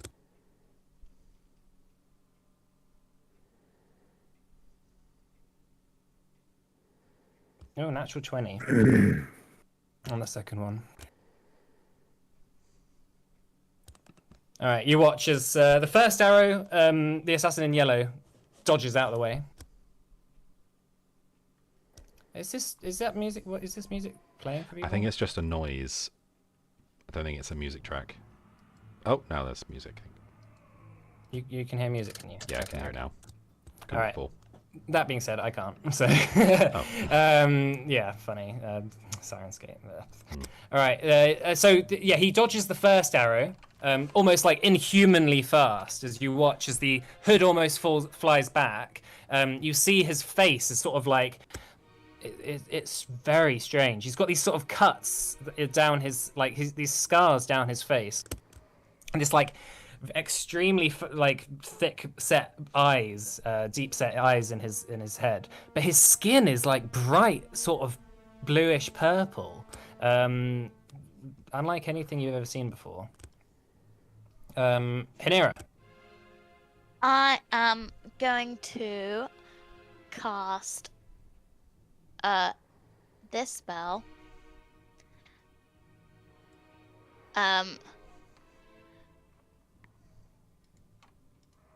Area 4 5 foot squares. Does that mean they have to be in a line? Contiguous. Is that what that says? 4 contiguous 5 foot squares. Yeah, so they have to be connected to each other. Okay, I'm gonna do it. But not in a line. It's like Oh, you no, can choose where to put them, so you can sort of have it like in a line for 4, or you could have it in like a block of 4, or you could have it in like a Okay. 3 and a 1. 1, 2, 3, 4. Did you see that? I don't know how to do 1. the. Oh, hang on. 1, 2, like that. No. Just do it in a line, and yeah, like that. That's fine. Fine. Okay, sure. Amazing stuff. All right. And then Okay. I'm So, gonna get ready what's to that? go through the portal. So that would be 2. Is that spell 2 actions? Yeah. Yeah, In so- that case, I just go through the portal. Sure. Go through the portal. You take your hand off it, and you walk through. The portal is still open for a little bit after you walk through it. So. It's Deok's turn, but he's dead. I don't know why I rolled initiative for it. And then this elf is going to step forward, fire an arrow.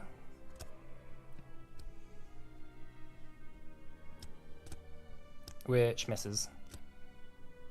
And then he's going to just run through the portal. Okay, Cascus. Have we seen this character for a minute? No. Okay. You've seen him for about 10 seconds at this point. Okay, fine. Cascus is just gonna turn and go through the portal and look to Eyeless and kind of know what's probably going to happen to him, but doesn't really have anything to do. Shouts not gonna work, and then shouts to Ugo, "You better not do anything stupid!" As he hops through. Okay. And then this Rodrin 1, 2, he's gonna run through using his actions, and Simeon is going to try and drag Eyeless, but you watch as like he grabs Eyeless and tries to pull him. Eyeless just is locked in place. Like it's not that he's paralyzed or frozen. It's like something is just holding him in place as he stands. And you see in his face, Eyeless's face, that he's like in pain. Like there's like whatever is holding him in place is causing him sheer sort of terror. All right, back to the assassin in yellow. He's going to use pull on his sort of force thing. And you watch as Eyeless shoots right up to him. Does he slip on the grease? No, because Eyeless is like floating in the air as he's pulled across. And he's pulled right into this guy's hand, palm, who's sort of like, it holds him like a good foot off the ground. This guy is probably almost 6.5 foot tall. Just holding Eyeless. As Eyeless begins to go, ah! You watch as Eyeless's arm begins to just sort of be pulled up with the rest of this guy's actions. As you watch as his wrist begins to split open, his right wrist begins to split open, and a sword begins to just reveal itself, so, like almost like it's being pulled out, like almost like Wolverine's claws, pulled out of his arm, like a sort of like out of a clown car, like loads of things going on. It's like it's a strange blade. It's sort of like a longer katana. The blade is almost like 5 or 6 foot long.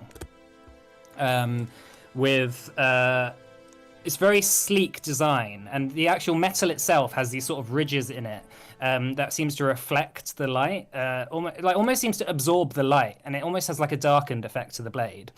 You watch as the blade is pulled slowly out of Eyeless's hands as he's sort of like screaming, until it comes at, it sort of like shoots out. Eyeless drops to the floor, no longer controlled by it. It seems that the power that this guy had was over the blade itself. And with his third action, he takes the blade into his left hand, and you watch as he holds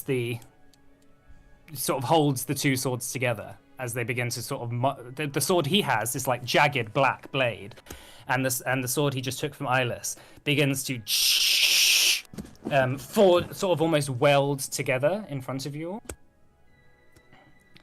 All right. Yarrow goes through the portal. She's like, ah, fuck this. I'm out. Ugo. Are there any bodies around? So there's no bodies. Everyone he's killed has turned in. He's only killed Diok so far. And Diok turned into like thousands of these black marbles that just like scattered onto the floor as the blade swept through him.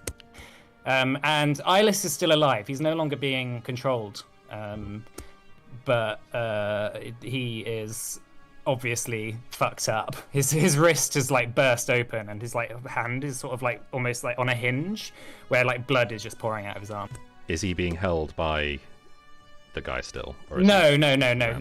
It's almost like the second that the sword was released from him, any control over him that the assassin in yellow had was like lost on him. So he's no longer being controlled by him.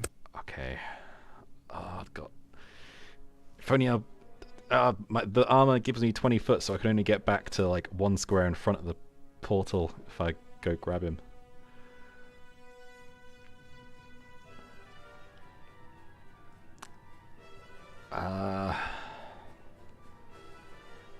Okay, I'm going to go to here, grab Eyeless. Sure.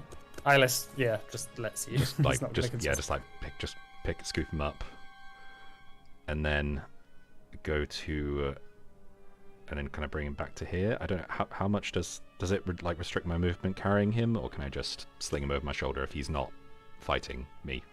Make an athletics check for me. Okay.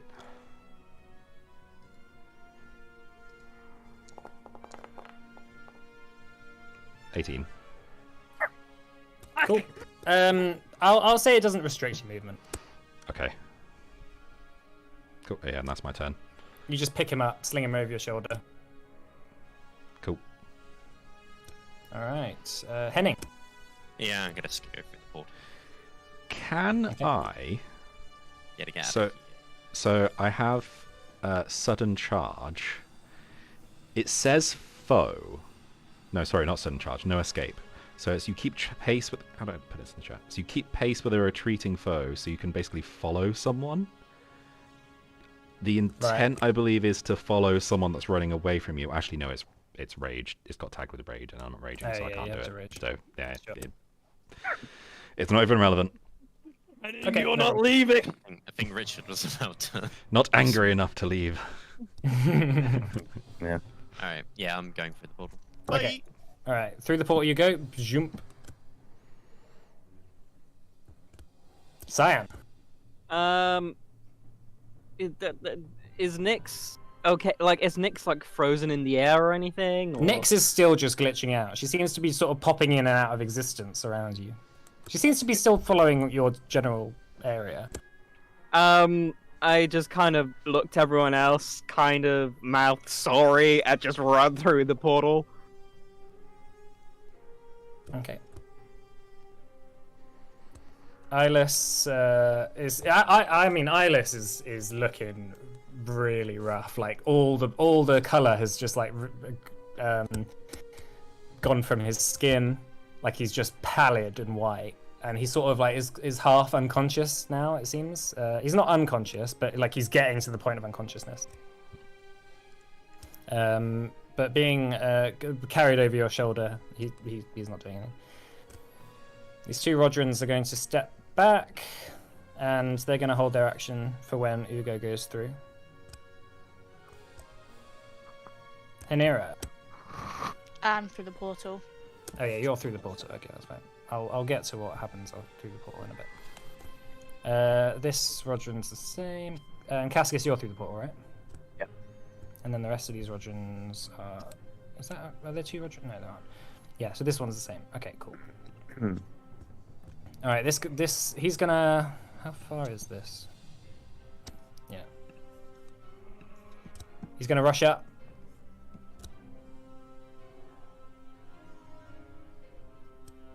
One action, and then he's going to use the two actions either side of you, Ugo. Don't forget the grease.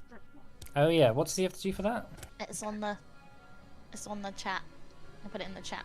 Oh yeah, it's just quite far back. Oh yeah, here we are. Right, all solid ground in the area is covered with grease. Each must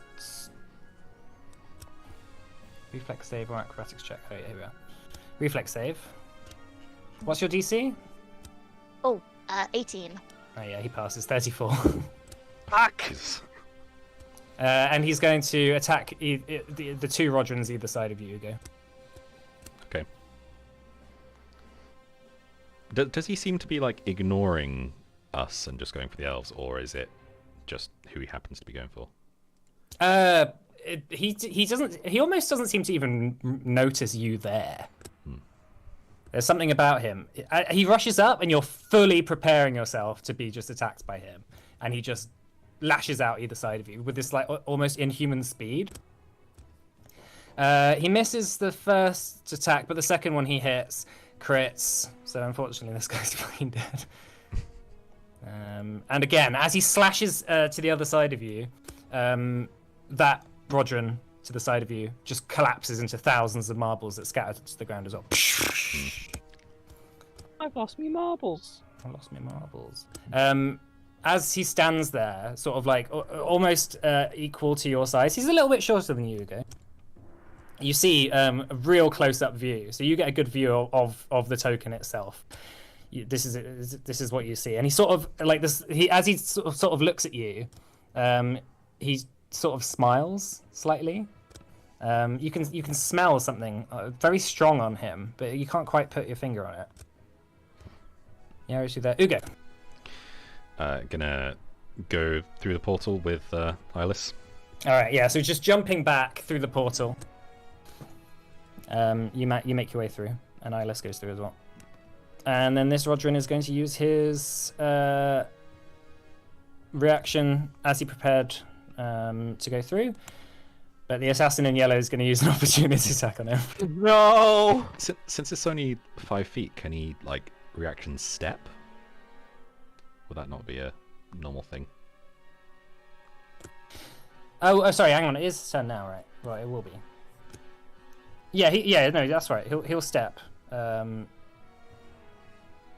Well, I suppose, no, I suppose you might no. not want to be He held his action. He held his action to move through okay. the portal, and that's what. Now this is triggering. He's not thinking about it in terms of opportunity attacks. So yeah, unfortunately, the assassin. As you walk through Ugo, the portal, you see just like a blade lash out as you and the Rodron try and jump through the portal. Okay. All right. And then we're back.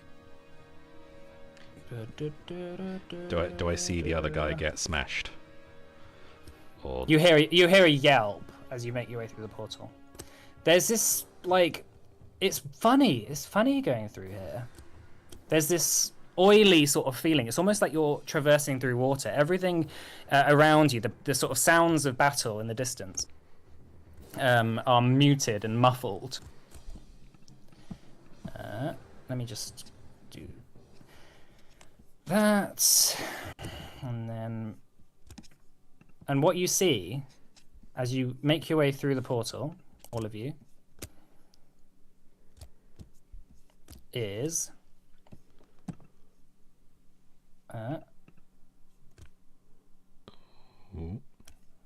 don't have any vision. yeah, I don't have any don't have a tokens. token with vision. Yeah, just bear with me. I've run out of tokens. Token seller. Token seller. Lodged between two vertical cliffs, high up in a mountain range, a lush grassland stands defiant. A hidden valley, long sheltered from any prying eyes, hosts the largest tree you have ever seen. Imagine the tallest building you have ever seen, and double it. That is how high this tree seems to climb into the sky, and its canopy is covered by the clouds which float above the valley. The grassland hosts wildflowers, bright wildflowers, a picturesque view into this idyllic world, as strange foreign mammals snuffle around in the grassland. A path clears towards the tree, and as the view clears, as you all begin to pile through it and catch your breath, Ugo, you pass your way through, seeing this before you. With Eyeless on your shoulder, what do you do? Do you set him down? Close portal! Close portal! As you walk through, the portal does close behind you. Okay. Ugo, what are you doing with him? I said go through the portal. Why is he there? We cannot just leave him. Did you risk your life? Did you ignore me? Only a little bit. Ugo. He is not in good way. Henera, could you take a look? You don't care about him. I told you not to do it, and you disobeyed my order. Yes, leave him alone. He's still. Eyeless is sort of like. He's quite dissociated at this point, and he's just still muttering to himself, "May the Exalted protect us. May the betrayed find strength. May those with side and blood stand tall in the hardest of times." Is Simeon with us? Yeah, so Simeon passed through just after you. Cool. Good. Yeah, I'll do treat wounds then. Simeon said, "What the hell was that?" Looked like an assassin in yellow to me. Trouble. That's what it looks like. It was very quick. Diok. He killed Diok.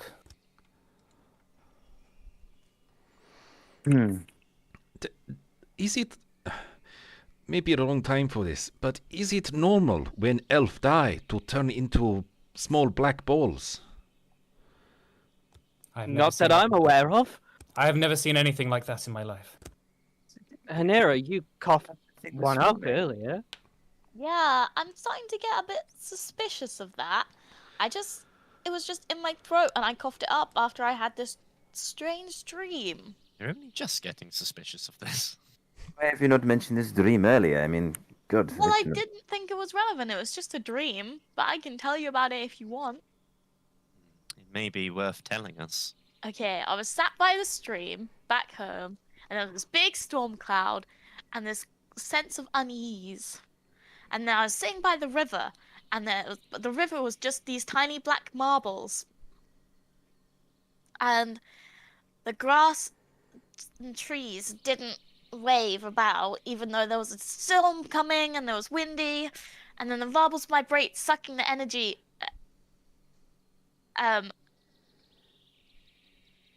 Wait, sorry, I'm trying to read my notes, but it doesn't make sense. What have I written? I don't understand this word. Strange It's okay. fog and Memory of dream is not best. with tiny black squares being sucked up by the storm. And then the stream sort of parted, and then these two thin arms with lots of joints grabs the riverbed and pulls itself up and raises its body out of the river with thousands of eyes all over its body. His bod. Dad bod. With Just covered in bronze eyes. shields on its shoulder, and all the eyes suddenly snapped open, and then black vines shoots out of it black and grabbed me. All that you know and love is gone by my hand, it says. That sounds Well, lovely. that's certainly not a good dream. You guys have bad No. news. I've never heard of anything like that in my life, Simeon says. Maybe the Kaidar will know more. Okay. Quick. Next. We should head back. You see, Nyx seems to be a bit better now. She says, "Oh, I thought I... Oh, okay. Hi. You I- doing okay? Sorry, I think I fell asleep."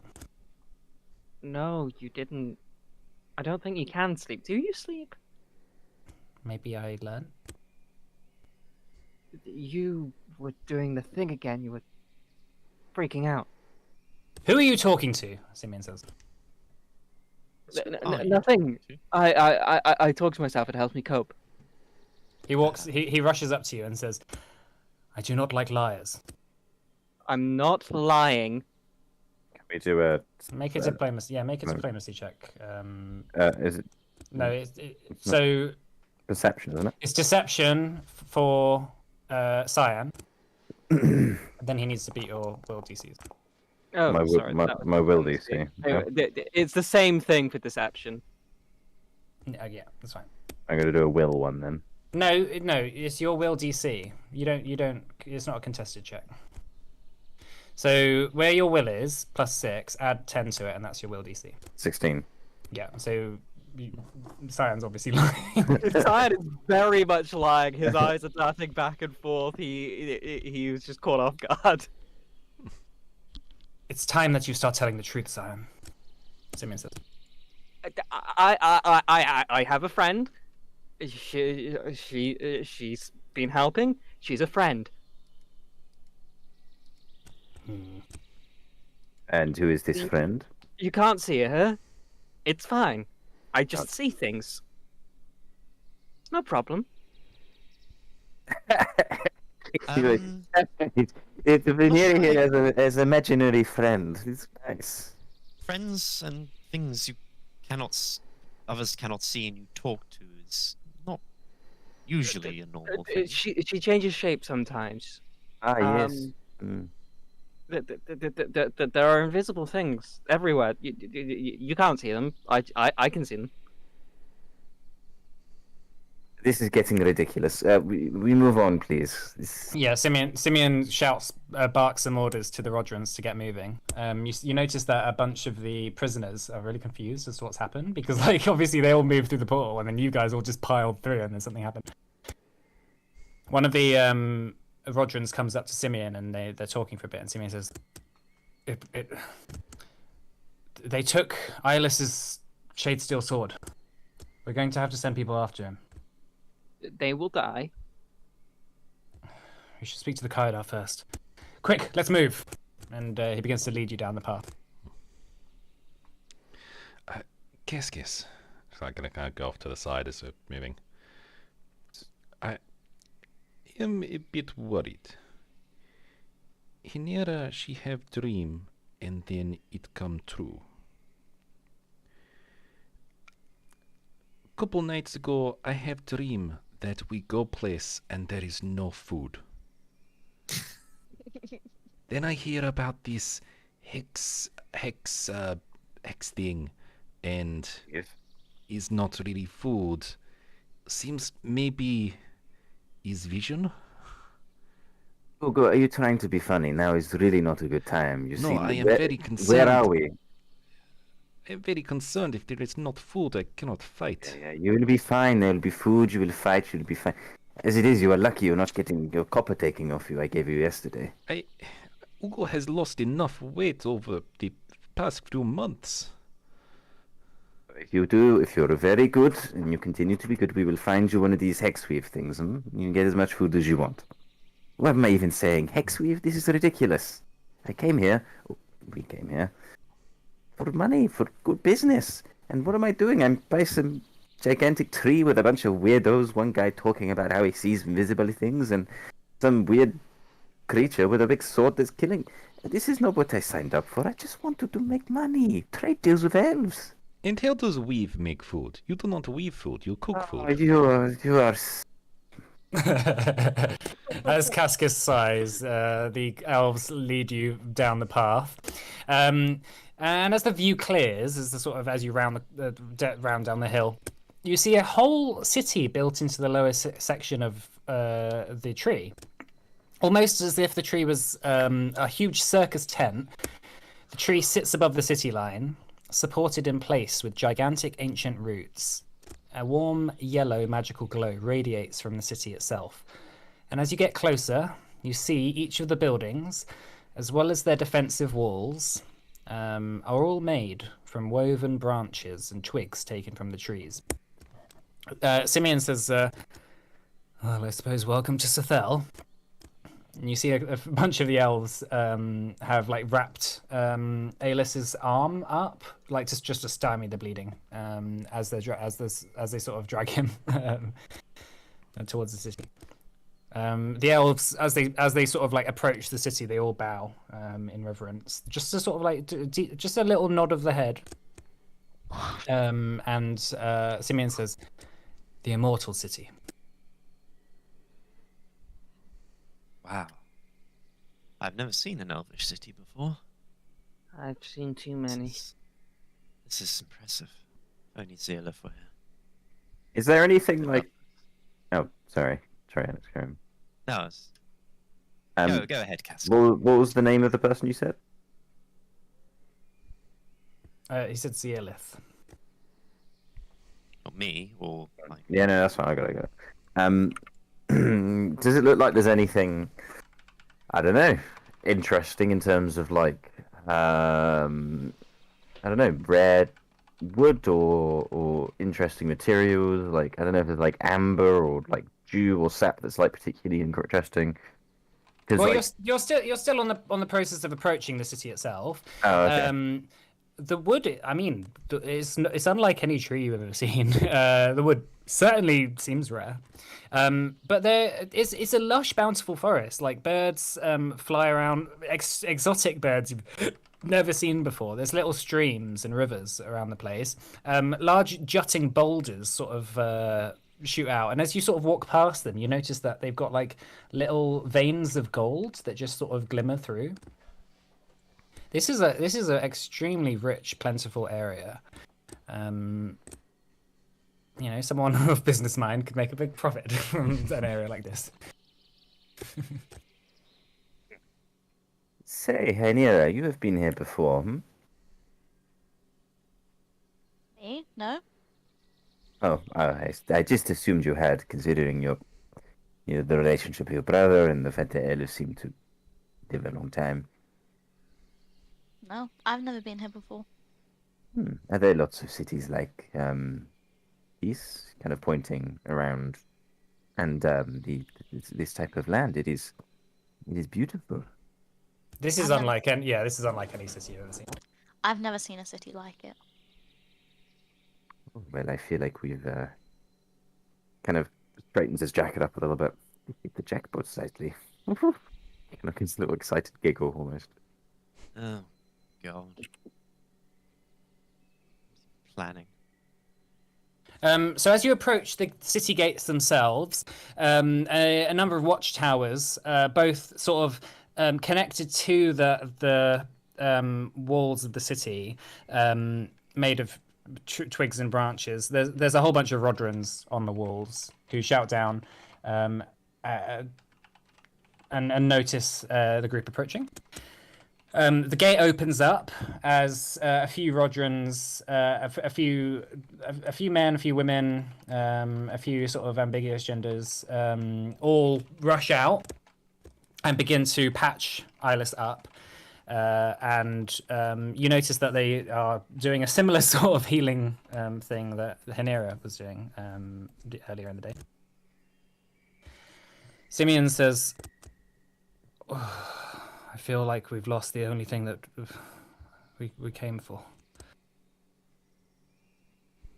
We will never get that sword back now. Do you know this yellow man assassin? I've never seen. But knowing what Eyeless told us just earlier, well, just last night, I imagine that this is who he was referring to. But it can't be true, can it? The I mean, assassin in he yellow. killed several of your friends.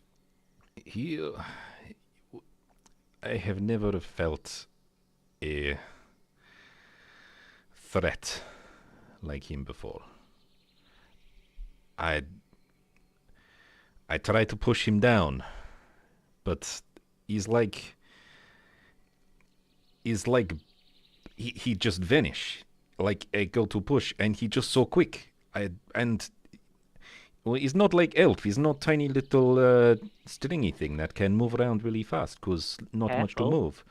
He's big, like Ugo, but move so quick. To move that quick with that much of him is not easy. His skin. There's only one thing that can turn someone's skin that color. What's that? Acidian. It's a plant. It's extremely powerful. but extremely addictive. Most people who fall into the grips of Acidian addiction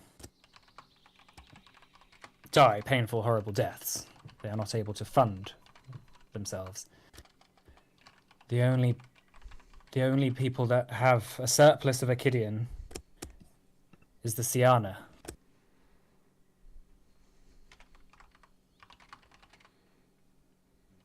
Those are the priests, right?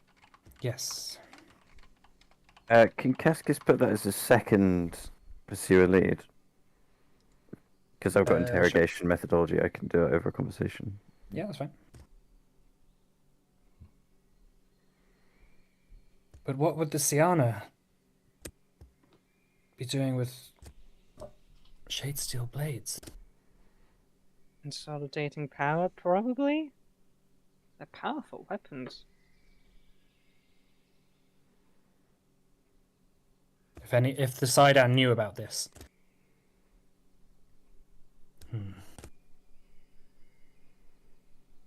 We must speak to the Kaida. Is that going to happen immediately? Or Yes, we'll take you straight to her. okay. And he leads you into the city. But let's stop there, shall we? It's probably a good place to stop. I know it's a bit early, but Yeah, that's fine. Yeah, easy. that's fine. can have a bit more of a fleshed out session in the city next session. So, Yeah. all right, thanks for playing, everyone. Thank you. Yeah, thanks Thank for you. running. Yeah, see you next week, Russian spammers. See you Bye, next week. Russian Bye. spammers.